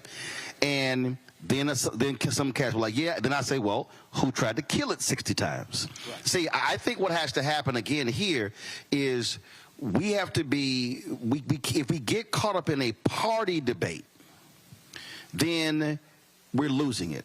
It has to be what got done and how did that specifically impact you. When we have that conversation, then I think we can educate some folks. Just again, real quick, I want to know, what are you hearing? When you're talking to people, what are they saying to you? What are you hearing? Listen, I think everybody's excited. I think everybody's tired. I promise you that. But I think we're realizing that this is our moment. It's going to be close. It's going to be close. Michael? It's going to be a very tight election, and we know it. Michael, what are they saying to you? What are you hearing? I hear excitement. First, give my honor to God to be able to hold space here. I'm hearing that we need the help of the enlightened to be lights. I'm from South Philly, born and raised, veteran. So I appreciate and love America in a different way. I was introduced to policy because I realized from Rep. Nelson and Jordan Harris and all that, there were so many people that looked like me in the State House that I felt energized enough to donate my time, my energy, my money, my platform to a cause, because it is my responsibility to leave this city, this commonwealth, this country in a better place than I found it. And I've watched people, some people who have larger platforms than mine, they all put it on the party to do something. And then I watched Michelle Obama at the United Center tell me to do something. And what I have done is done something. And there are people that are unsure. And there are people in this room that I believe that know. And it is not, Kamala Harris has 7 battleground states to cover in 29 days after only being nominated 100 days. Unprecedented. Unprecedented. Now, it's on us as the enlightened to be a light. Right. Did you know that down the street at that Popeyes, you can take somebody every day from now until early voting closes and vote for them, vote with them, take them to the water. And I think that's... Hold on. So how far is the Popeyes? The Popeyes is on 56 and Lancaster Avenue. Right. There is an early voting. Shout out to Omar Sabir. Right. And tomorrow. Early voting right next to it or in the Popeyes? As adjacent. So you can get you a three. Right. You can go vote and you can go get you a 3-piece. In Jesus' name. Okay. In Jesus' name. See, what I'm hearing is that as much as we need Kamala Harris to speak to us, I stand with my black brothers who say we have not yet heard a message specific to us. But ask not what you can do.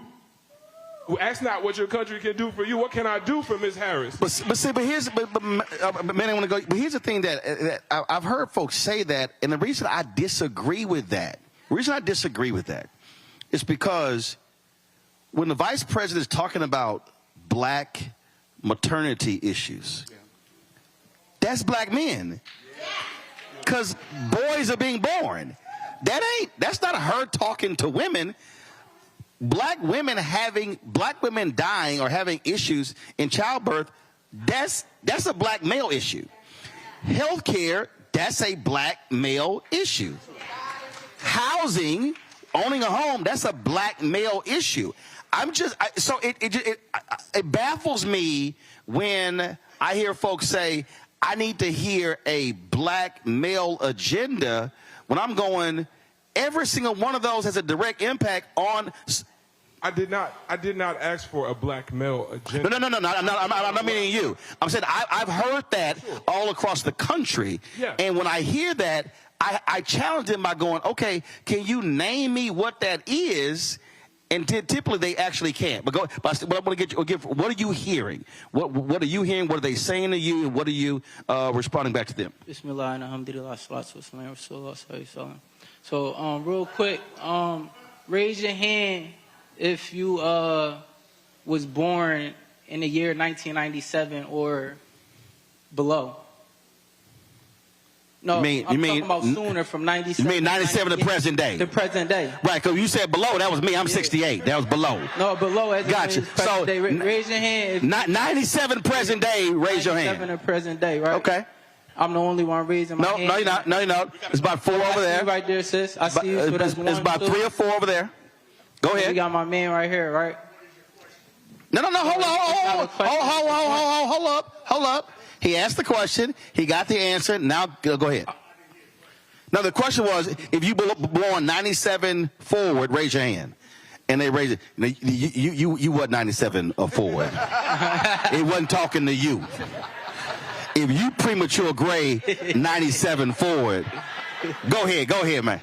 No, I just wanted to make that demonstration for you guys to understand, like, who I'm speaking for and what I represent. For those who don't know, I do a lot of community work here in the city of Philadelphia. I got a nonprofit called the What I Wish I Knew Foundation. And also, like, I strategically advise the #1 gun violence organization in the country, every town for gun violence, as it relates to their strategy with Gen Z and connecting with Gen Z and millennials with gun violence in the black community. So when I speak on what it is that I'm going to say on this panel, I'm speaking for a specific group of people who don't get spoken on a lot, right? My cousin once said something to me a minute ago, and it changed my life. He said, if you wake up on the edge of your bed and you think about what you got to do, you already lost, because the day happened. It's already here, right? So I think the conversation, the election is here, right? We got to look at the statistics of data when we talk about what Gen Z did for Biden's campaign and him getting elected, right? Gen Z, we are a very, very, you got to show us something. It's an eye and ear game. It's an eye and ear game. You want to know why? Me born in 97, I was the first generation of kids raised on this right here, right? So our view on stuff is different. our view on stuff is different. Yep. And every time I'm in positions like this and I'm in rooms, I always love to echo and mimic, because for me, right, and you know, by the grace of God, I got a good track record. But for a lot of people, that's not good enough in spaces. You know what I'm saying? So when we talk about connecting with the people that's not being connected, Sherelle Parker, she won, right? About 200,000 votes. That's 10% of the city. What somebody spoke about earlier, let's talk about that 90% margin that we're missing out on that can relate to what's going on right now. So what I'm hearing in the city, right, and I'll pull this up, this analytical data. Just the other day on my timeline, somebody posted, said, who y'all voting for? They put both of the candidates, but the thing is 41% said neither. This is people from my generation, right? So what I'm hearing is our voices is not being heard. You get what I'm saying? We get in rooms and I talk to organizations all the time. Oh, yeah, you're doing great work. What's your budget for social media? They don't have one. Well, here's what hold on. You know what I'm saying? Hold tight 1 second, because I'm going to go to Congresswoman shortly. But here's what I also say because I was just at Alabama State just on Thursday. And I've been at other college campuses. And what I said to them was, I said millennial and Gen Z, they actually make up the largest demographic in the country right now. Yes. And what often happens is they say, I'm tired of all these old people running. Then my response to them is, but the group that actually votes the highest in the country is 65 plus. And so the reality is politics works by who shows up. That's just fact. The squeaky wheel gets the most grease. One second. And so what I'm often, when we're having these conversations, what I'm often saying to millennial and Gen Z when we're having this discussion, and that is, if you want to see something change, the reality is you have to be in the game. And so what's happening is there has to be more conversations directly with what you're talking about, with folk to understand this is the game. If you don't vote, if you do sit out, you're guaranteed not to have anybody pay attention to you, because that's just how the political game works. I had some young folks came to Jesse Jackson Jr. when he was in Congress, and they said, man, if you ain't doing this, we're going to throw you out. He's like, no, you're not. He said, you see that high rise right there? He said, election day, they're going to come out there in their walkers, in their scooters. He said, and they going to vote early, often, and they'll call everybody. And he said, the day y'all show up like they do, then I'll listen to you. And then he walked off. They were all like, did he just do that? And he was like, yeah. And so that to me is also, that's walking people through how this process works. But I want to put a pin in that right now, because again, we had some technical issues with the Congresswoman. I want to get her. I'm coming back to this, so just hold that point. Yes. Congresswoman Ayanna Pressley of Massachusetts has really been one of the voices talking about Project 2025 and its impact on our people, or on this country. She's with the Stop Project 2025 Task Force. Congresswoman, glad to have you back on Roland Unfiltered. Good to be with you, Roland. Congratulations on the Hall of Fame, by the way, brother. We're so proud of you. I appreciate it. Thank you so very much.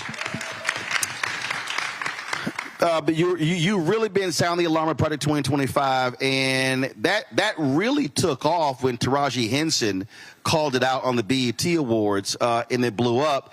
Then all of a sudden, when you sort of got to the convention, there hasn't been the same level of intensity. The Trump folks have been trying to deny that has anything to do with them. They're like, oh, it has nothing to do with us. But the fact of the matter is, the agenda of the Heritage Foundation is absolutely going to be what Trump will do if he wins in 28 days.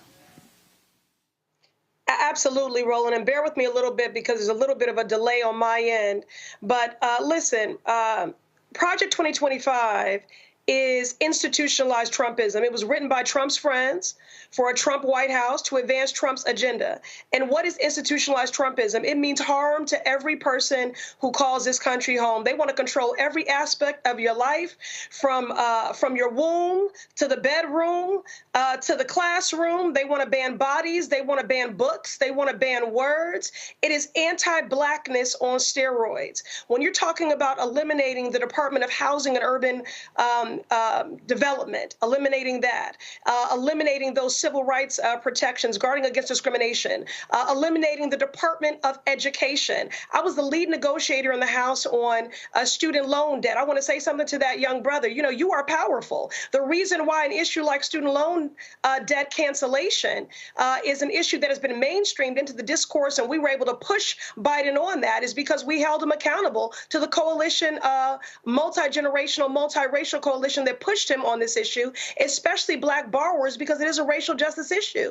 They want to privatize these loans. They want to stop the public service loan forgiveness program. They want to eliminate Head Start.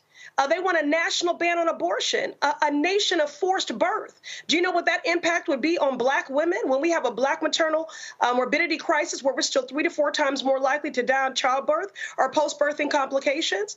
They want to fire massive firings and hiring freezes and budget cuts when it comes to dedicated civil servants by using the executive action of Schedule F.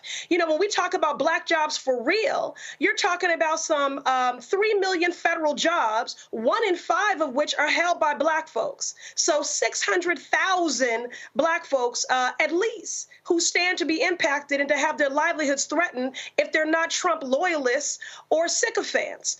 We're talking about the Department of Justice going on a murdering spree. I'm not being dramatic. The final days of Trump's presidency, he executed more people on death row in those weeks that had been executed for the last 6 decades. And we know that disproportionately we have wrongful convictions. And 1 in 25 of us are innocent that are on death row. And again, I'm thinking of the brother that we just lost in Missouri. So this is anti-Blackness on steroids. Project 2025, it ain't a blueprint. It is a playbook. It is a playbook for harm, because what these extremists have taught us is that they do not make threats. They make promises.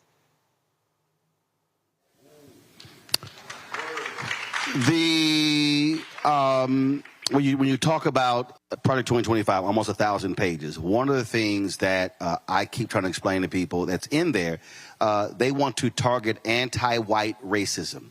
They believe that racism against white people is much bigger and broader than anything regarding Black people, even though hate crimes impact Black people every year more than anybody else.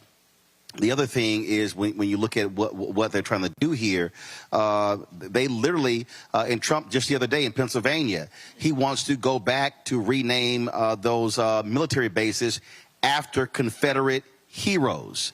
It got a huge applause the other day. That's what they want. They want to go back and remember. They also removed the Confederate flags, emblems from these military bases.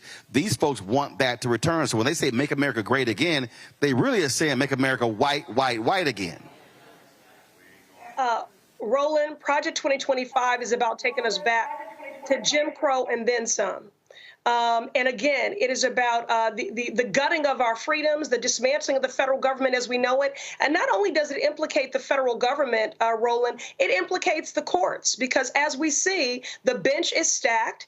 That Supreme Court has been weaponized, and they have been enlisted as co-conspirators in this extremist march, which includes a national ban on abortion. And look at the other rulings that they have made, dismantling 50 years of precedent, affirmative action in higher ed, denying minority business development agencies, saying it's constitutional overreach to say that we have inequitable access to capital. So, this would just be a scary movie if it wasn't real life. But what is our response to Project 2025? We have to stand in the gap. We have to be the firewall, because this far right-wing 922-page manifesto does not become manifest if we stand in the gap. We don't sing, "I will overcome." We sing, thing we shall overcome. And I'm asking people to not be complicit in the tsunami of harm that would come to Black people, because although this document and this and Trump and J.D. Vance mean harm to everyone, we know that when white America gets a cold, Black folks get pneumonia. And we definitely see that in black and white in this document. And that is exactly why I am working, organizing, mobilizing, agitating, and plan to vote as if lives depend on it for Kamala Harris and Tim Walz, because it does. And listen, I'm going to invoke the words of Stacey Abrams. As someone who knows the Lord and grew up in the church, we don't elect saviors. We elect partners, and part of partnership is accountability. So there's not perfection on the ballot, but partnership is, and progress is, because Kamala Harris and Tim Walz are about our freedoms and are about our future. When you talk about increasing access to capital, tax breaks for entrepreneurs, what that young brother's talking about, most young people, they don't want to work a job, they want to create a job. They want to create their own. She supports entrepreneurs. When you talk about our freedoms, bodily autonomy, you know, prior to 2025, they're assaulting our intellectual freedom. They want to ban Black books, ban Black authors, our representation. They want to ban words, Roland, like reproductive freedom, diversity, equity, and inclusion. The stakes could not be higher. The contrast more clear. All right. Congresswoman Ayanna Pressley, we surely appreciate it. Thanks a lot. Thank you, Roland. All right, gonna go to a break. We come back, we'll pick up more of the conversation here at Mount Carmel Baptist Church in Philadelphia. Folks, Roland Martin Unfiltered right here on the Black Star Network. Back in a moment.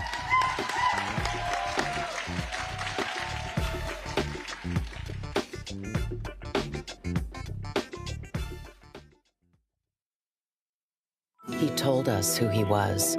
Should abortion be punished? There has to be some form of punishment. Then he showed us. For 54 years, they were trying to get Roe v. Wade terminated, and I did it. And I'm proud to have done it. Now Donald Trump wants to go further with plans to restrict birth control, ban abortion nationwide, even monitor women's pregnancies.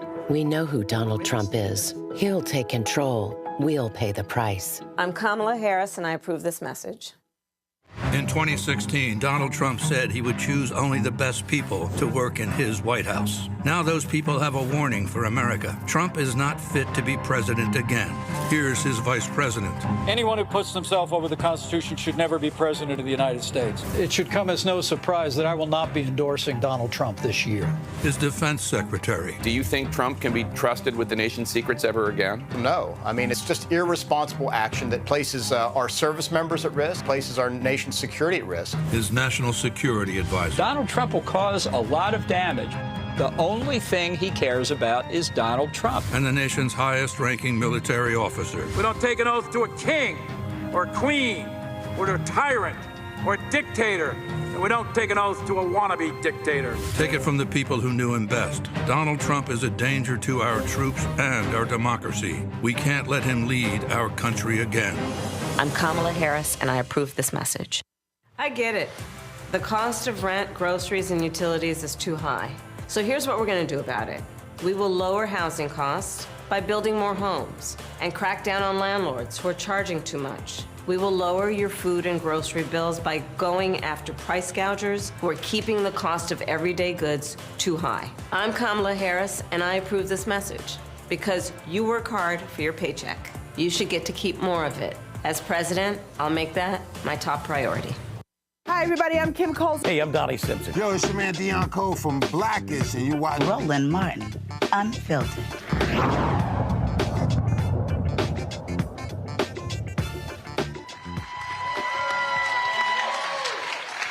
All right, folks, we are back, Mount Carmel Baptist Church in Philadelphia. Glad to be here. This is our last segment, so let's get right back into with our panel. I was talking about, again, you know, what have you been hearing?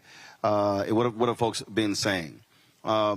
We have 28 days, and so what do you think needs to be happening?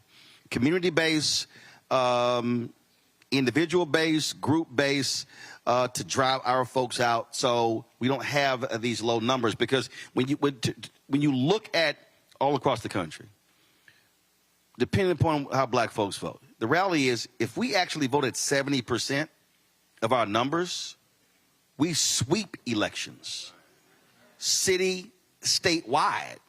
So part of this issue is us. Now, look, I don't care what white folks doing. I don't care what Latinos are doing. But if you look at our numbers in certain states, we vote at 70% of our capacity. Literally, that's the margin of victory. So what is necessary for us to change that, to get us to that particular point there? What do you think? Well, first of all, I want to just piggyback on something that Manning 215 said in the last segment. And one of the things I want everybody to understand, he said, we're not being heard. They're not hearing us. Martin Luther King said that rioting is the language of what? The unheard, the disenfranchised. I will add to this, not just rioting, it's also rebellion. These folks are rebelling, and one way you can show your rebellion is not show up. Disrupt the system, dismantle everything, blow it all up. And so for them, disruption or not showing up is a real thing to show their frustration that they're not being heard. We have to understand that, and you have to deliver it in a different way. Manning 215, he gave you the formula. Nobody's talking to us on the medium by which they are gaining information. So if you want to engage them, you got to go where they are. Social media is huge. You can't run away from it. So if you right, so I'm not saying throw the baby out. So if we're going, okay, but you got to both hands. Right. So I get frustration, but frustration still has to lead to results. And in a political game, in the political world, no one is going to deliver results if you don't show up. It's just that's. Go ahead. The issue of showing up, right, is because they don't even know. We don't even know. We don't even know. My organization, we did an event called Voices of the 215, right? And it was just about engaging people, letting them know what is the role of the city council person? What's the role with a mayor? You know what I'm saying? I asked the young boy in South Street, I said, yo, what council district do you live in? You know what district he gave me? The police district. Right? Right. No. Right. But when I say we don't even know, it's like, shout out to Meatball, right? She got locked up during a riot, right? Went super viral, she got locked up, boom. And my joint was this, it's like, yo, I get it. Judge should have been held accountable. The officer should have been held accountable.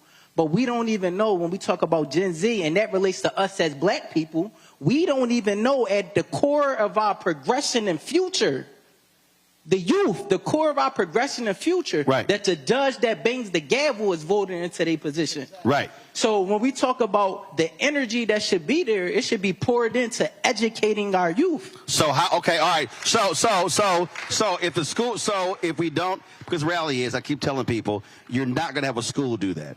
Which goes back to, if it's not going to be school driven, it has to be community driven. Community based, yes. Go. No, you.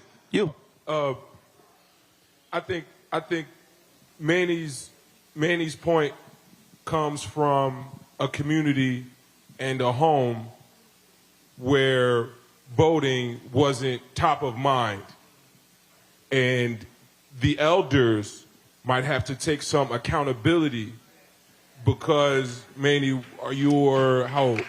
27. 27 years old. You've been able to vote 9 years. Yeah, twice. Twice. 2016 was like the first election. Well, no. Well, hold on. Twice in terms of president. Twice as far as like what we presidential. Presidential. Yeah, there you locally go. And all of that. There you go. A plethora. You know there you go. Right. So I maybe not to single out Manny. It's systemic. I think it starts at home, and again, it goes back to the knowledgeable. Now, the plight of Philadelphians specifically is different. Every church that I grew up in South Philly is gone. And the people in my neighborhoods don't look like that anymore. And the community centers that I used to attend don't exist in the same ways anymore. There you go. And so when it comes down to voting, it's a microcosm of a larger issue that has separated this generation, Generation Z, from its elders in a way that disenfranchises them from everything from voting to education to community activism. Right. And they feel isolated. Yep. And if they feel isolated, it's on their elders. The praying grandmothers need to be the educating grandmothers. Because we can't pray our way to victory in this sense. Which is why Napoleon, which is and how I started this conversation. I don't believe in complaining about a problem. I believe in saying, no, how do we drive a solution? Okay. The only way this changes is you have to create community-based, community-driven, I'll call them really what we saw during Jim Crow era, freedom schools, where it's literally every Saturday or every other Saturday or whenever somebody wants to do it in multiple places where they literally are teaching civics, where they're walking people through. Because, and so when I said earlier that when elections happen, we put massive amounts of energy into mobilizing and organizing. And what I'm saying, 28 days from now, is going to be an election. November 5th. Whatever happens on November 5th, we breathe on November 6th, and then on November 7th, we go, okay, time to get to work. What happens is, on November 5th, depending on what happens, all of that infrastructure just goes away. And I'm saying the text groups, the text chats, the fundraising, all of that stuff has to stay in place because that's how you build to what he's talking about, to go from 16% to 25% to 40%. Otherwise, we're going to be having the same conversation in 2028, in 2032, and then when the numbers drop in the midterm elections, when we say what happened, because that's just simply where we have to be. So we have to commit to doing that between now and the next cycle. Go ahead. And it's not just commit to doing that. Yes. We have to commit to speaking up amongst our peers. You all being here make you more politically engaged than most of your neighbors, most of your family members. State Rep, Roland, like you all being here have more political connections now than most folks in your area. So if you have that family text chat, that group chat, you are the politically connected and informed one. And I'll tell you this, right? So Roland says regularly, he's already said several times, right? If you don't vote, you don't get a say. Like the solutions aren't coming for you. That's not true, because I will tell you that even if you did not vote, I promise you, in this area, I know your reps, I know your senators, I know them. Like we care. Mayor Parker was elected by 10% of the city. Even lower percentage African-American folks, but know that we care. The reason I started with you have to understand who cares about you. We care. Governing is hard. To call it chess is underestimating what happens in government. But follow me here. Follow me here. No, follow me. The reason I made that point is because when you run for re-election, you know what you're going to do? You're going to go back and look at who voted last time. Yes. And so I'm just trying to get our people to understand, because we saw this when Obama was elected. This is what I said in 2008. That was an inauguration parade. Everybody else left the parade, but we stayed. For 8 years, we were like, oh my God, we got a black first family. Yeah. And everybody else left and was executing an agenda. Yeah. In the first 60 days, people complain about LGBT community. In the first 60 days, they presented him with a 54-page agenda. I'm telling you, I was there. Black organizations met his 5th year. I was at the hotel in D.C., It took them 9 months to put all their ideas in a proposal. And I was like, we waited 5 years? And so what I'm saying is, what we have to understand is when we talk about politics, you are going to listen to those that show up. What happens when there's a shooting or a protest? I covered city council. All of a sudden, 100 people show up. The council goes, oh my goodness, that's more people we normally get. What do they want? What are they protesting? How can they go away? Because 100 showed up. Then the next week, when the shooting dissipates or whatever, we disappear. And it's back to business. But what happens, and this is what I'm talking about, I need people to understand when I'm talking about organization. We were joking earlier at the outset, Alphas Kappas, okay? So let's take black infrastructure. Let's just take Divine Nine. You don't have to be, that's fraternities and sororities. Now you take Prince Hall Mason, Eastern Star, Links, all these different church groups. So let's just say the city council meets 10 times a year. They vacation, let's say Christmas or whatever. Yeah, this is very basic what I'm about to walk you through. If Alpha said all Alphas in Philadelphia are going to roll to the city council meeting in February, Kappa's going to go in March, Delta's going to go in April, Zeta's going to go in May, Omega's going to go in June. All I'm asking you to do is go to a council meeting 1 time a year. Now, what do you think the reaction of the city council is going to be if 200, 300, 400, 500 Alphas, Deltas, AKs, and Omegas are showing up every single month with an agenda? Now add the other black groups. Now, y'all, that's just saying pick 1 month. And then here's a county meeting, here's a school board meeting.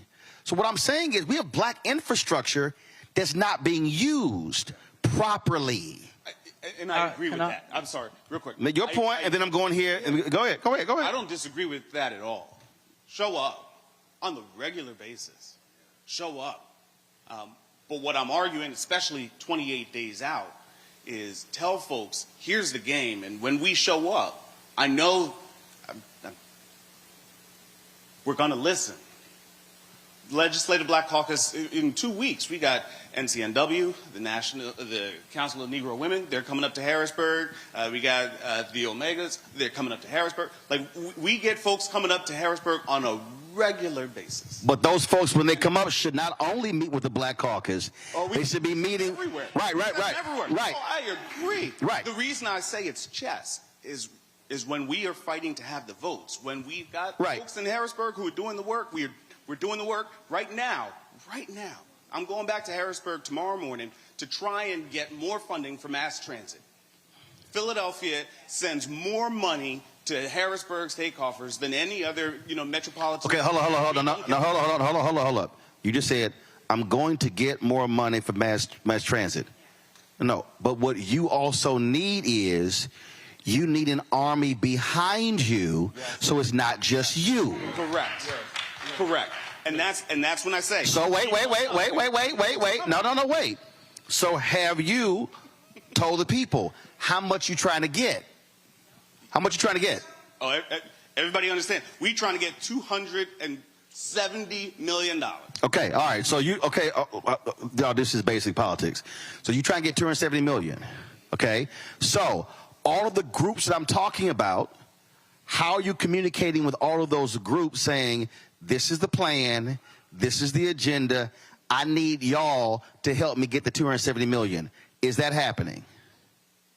No. No, that's my point. You can't get the 270 by yourself. Right. But if 1,000 folk are rolling through, so now what I'm saying, now this is where the two-way street comes in. Yeah.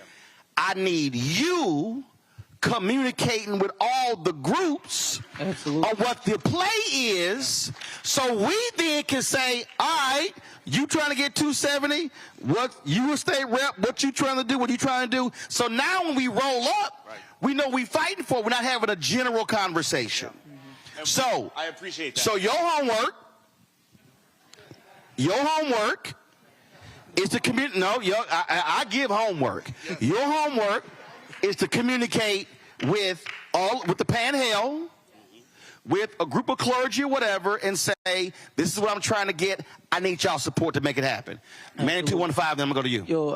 Hey, Roland, I appreciate your point so much because it's a perfect segue into what I've been holding my tongue on. Again, my organization is called the What I Wish I Knew Foundation. Boom. Right? What I Wish I Knew, right? And just real quick, right? The reason why it's named that is built on. I got two friends that separately told me at different times that, yo, I know your whole name because they always said your name on a loudspeaker and it was on the posters around the school because you always got the highest test scores, right? So it was rare if I got lower than advanced on a state test, right? But dig the move, right?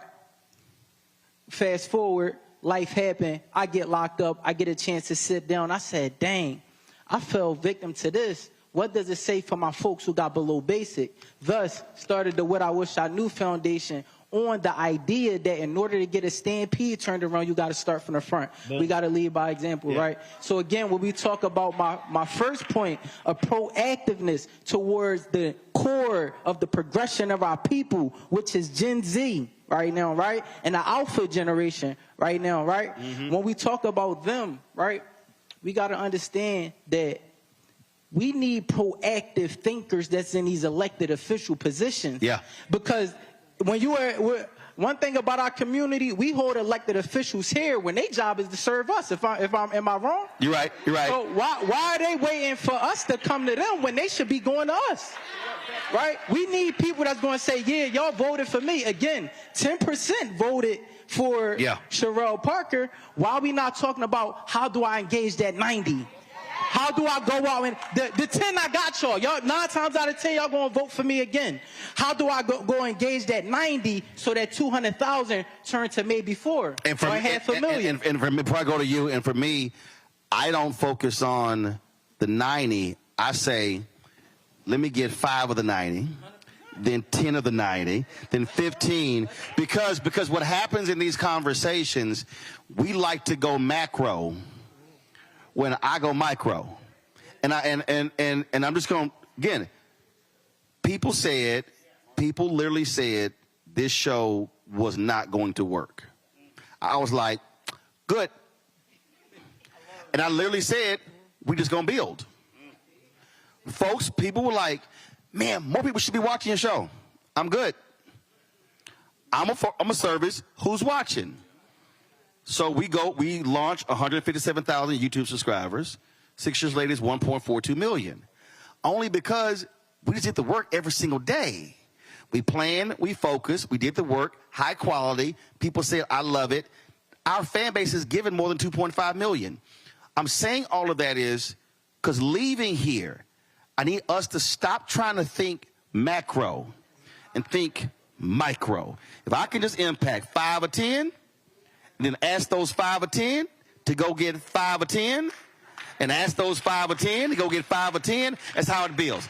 Go ahead with your final comment. Go ahead. In the spirit of homework, I know we talk about 28, 29 days, but our first number is 13 because we got 13 days left that a person in the state of Pennsylvania can still register to. There you go. There you go. Okay. And the homework for the people, for the woke in the room, is to go through that group text with your homegirls and your bros to see how many of them haven't even registered. There you go. We've got a QR code in the back that you can send them and say, hey, can you check this real quick? No. See, we don't do that. Bring the QR code up here. Okay. First of all, is more people watching than who's in the room. All right, well, we're going to put it on the screen. So bring the QR code here. But go ahead. And then the second thing is, again, each one reach one. So I guess now that we know that there's a voting center in the Popeyes, how many people can you get to Popeyes? Even if you got to sweeten them up with a biscuit. Okay? Because as a political enthusiast, now hold up. There are laws. There are laws about buying votes. Yes. So do this here. Let them go vote. And y'all get a biscuit after. Yes. Okay, go ahead. And then my last part is, I definitely want to shoot some bail because I've been a friend to that 38 special, I like to call them. Those 38 members of the Congressional Black Caucus leadership in Pennsylvania. And I understand in a real way because I've been to Harrisburg and I see what they're up against. 38 is only, what, 25% of the whole thing? So their fight starts when we press that button to get them there. Right. And when you want knowledge, you go to the library and get the book off the shelf. The library don't come like the Uber Eats do. So the challenge is I believe in Napoleon. I believe in Austin Davis. I believe in Joanna McClinton, Jordan Harris, Senator Shreve Street, Anthony Hardy Williams. I mean, I can name most of the 38. But I know I need to work for them first because there are more of us than there are of them. And now my last bit of homework is everybody knows Amani and below her, Gen Z, Gen A. And it's different when Napoleon says, I need you. It's different when Kamala Harris says, I need you. But y'all need to tell them that you need them. Because they're going to be the ones to save your Medicare. If we can mobilize those 18 to 40-year-olds who feel disengaged, who feel disenfranchised, who feel unheard, and say, you know what? If you do this for me, I will bring you along. We don't have time to educate people on the importance of politics. Right. We need to, as the knowledgeable, we need to say, hey, I need you to do this for us. Yep. And then we go from there. Right here. Go ahead. All right, so listen, Manny, I want us not to forget what he said. He said, our generation not being heard, and he said they don't know. His program is, what's it called again? What I Wish I Knew Foundation. What I Wish I Knew Foundation. They don't know. So we have to do an education. It's a both and. You can't leave one on the table and not the other. So for me, you got to really educate the future to make them, help them understand legislative process. Listen, you had a presidential candidate. I don't remember what the election was. And the man could not say what the three branches of government is. He was running for, who was that, Roland? Oh, the first one, that was Jill Stein. She'd know how many members of the Congress were. She was like 600. No, it's not. But that's my point. Right. You got a person running for high elected office. What do you think these young folks don't understand? They don't understand civics. So you have to give it to them back to the old school. And for all you old folks, you know what I'm going to tell you. I'm old too. Got it. What was the saying? I'm only a bill sitting here on Capitol Hill, right? What was remember that? Remember that? Yeah, it's called Schoolhouse Rock. Exactly. But that's how but they don't understand that. That's what I'm talking. You got to really educate them to really understand what's in it for them and the process. So this was a QR code, and so I know it's real small, but it's all good. I understand technology, baby. Take a picture of it, blow the picture up. That's it right there. So if y'all are in Philadelphia, you're in Pennsylvania, point your phone right now to the screen. That's the QR code right there. And he's absolutely right. 13 days left to register to vote.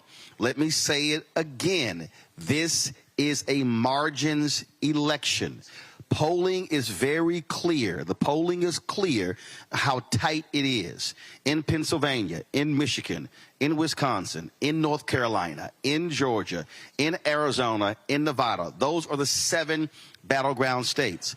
That's the presidential race. You also have an Ohio Senate race, okay? Montana Senate race, Arizona, Nevada, West Virginia, Florida, Texas.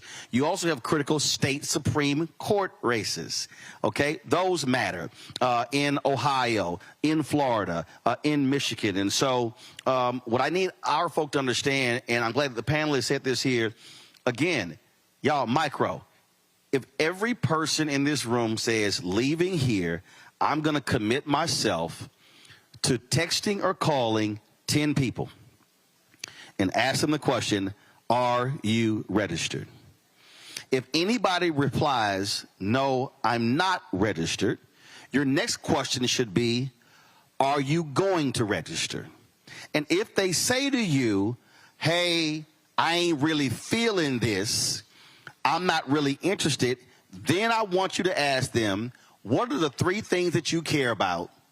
And then explain to them how politics has a direct impact on those 3 things. Now, I know somebody watching, and I guarantee you somebody's saying, yeah, all right, man, but I don't know about all that. Come on, give it here. I don't know about all that. Come on, pass it in. I got it. Yeah, we do the show a little bit different, okay? We just go ahead and do it. I know somebody's sitting here watching, and they're saying, okay, all right, so let me explain to you. A few years ago in Virginia, there was a race. It was a tie. The same number of votes. They had to draw the name out of a hat. Whoever's name was drawn, it was a Democrat and Republican, whoever name was drawn determined which party controlled the state house. Y'all think I'm lying. This was only 5, 6 years ago. Literally, it was a tie. They had two names in a hat.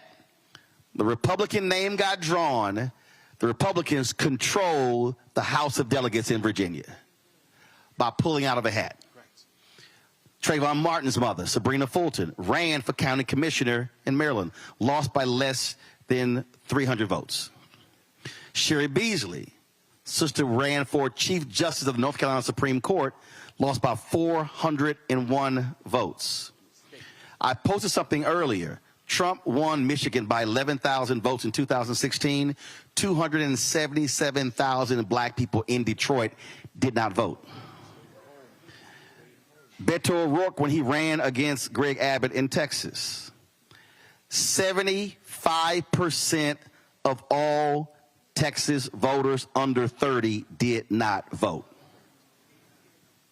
So, don't think for a second that if each person in here hits 10 people, now you multiply the number of people in here, that it has no impact.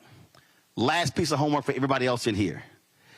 All of y'all on social media.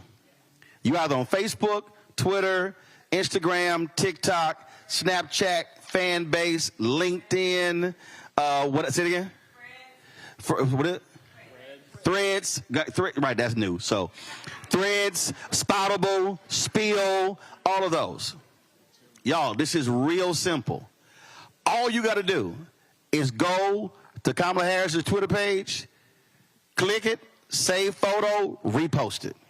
That's all you got to do. You ain't got to go search. I'm just helping y'all. You ain't got to go Google nothing. You can just go right there and say, okay, if you go to Joe Biden's Twitter account, he has a graphic that says how many. Matter of fact, I'm just going to show. He has a graphic. Give me one. I'm just going to show y'all how easy this is. You go to Twitter. All right, pull it up. Pull it up. Pull it up, y'all. Okay. So if you just type in Kamala Harris. All right, you see Kamala Harris HQ, you do Kamala Harris right there. Then you click media. All you got to do is then scroll down. And you say, oh, Kamala Harris will cover home care for seniors. You click that. Y'all see right there? Hold that down. Save photo. Boom.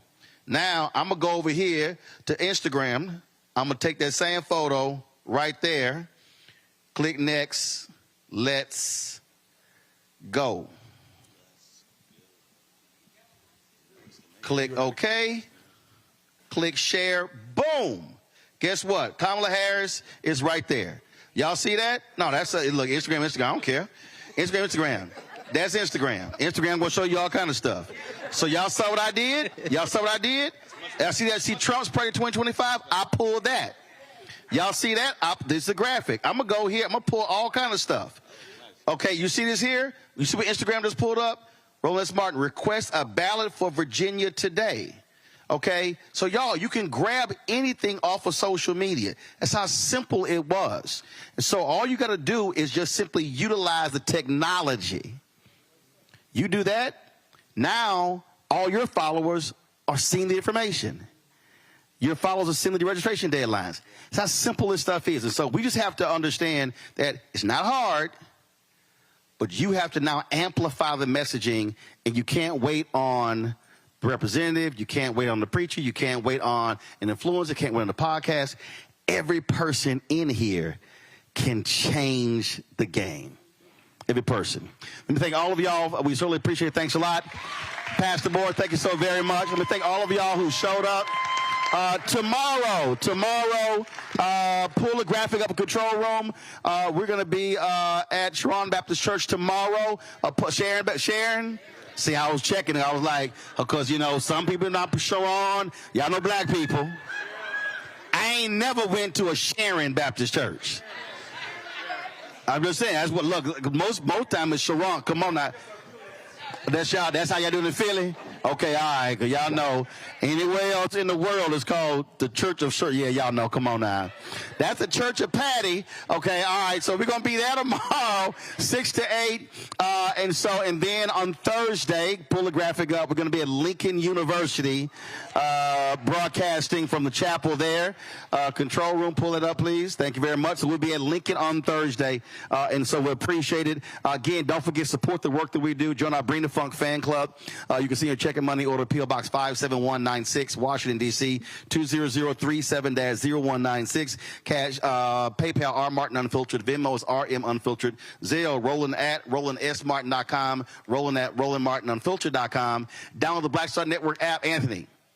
Download the Black Star Network app, Apple phone, Android phone, Apple TV, Android TV, Roku, Amazon Fire TV, Xbox One, Samsung Smart TV. And be sure to get a copy of my book, White Fear, How the Browning of America is Making White Folks Lose Their Minds, available at bookstores nationwide.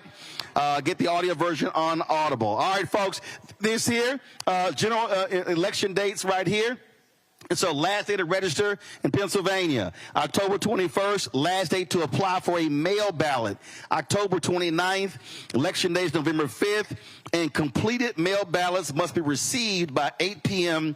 On November 5th. And so and you can get more information by going to vote.pa.gov. If you're not in Pennsylvania, go to your state secretary of state's website, or just simply go to iwillvote.com.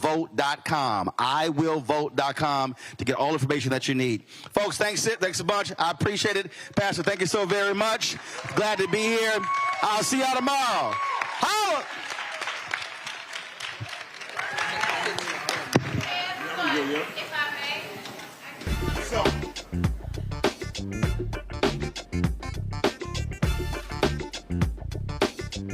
Black Star Network is here. Oh, no punch! I'm real revolutionary right now. Thank you for being the voice of Black America. All momentum we have now, we have to keep this going. The video looks phenomenal. See, there's a difference between Black Star Network and black-owned media and something like CNN. You can't be black-owned media and be scared. It's time to be smart. Bring your eyeballs home. You dig?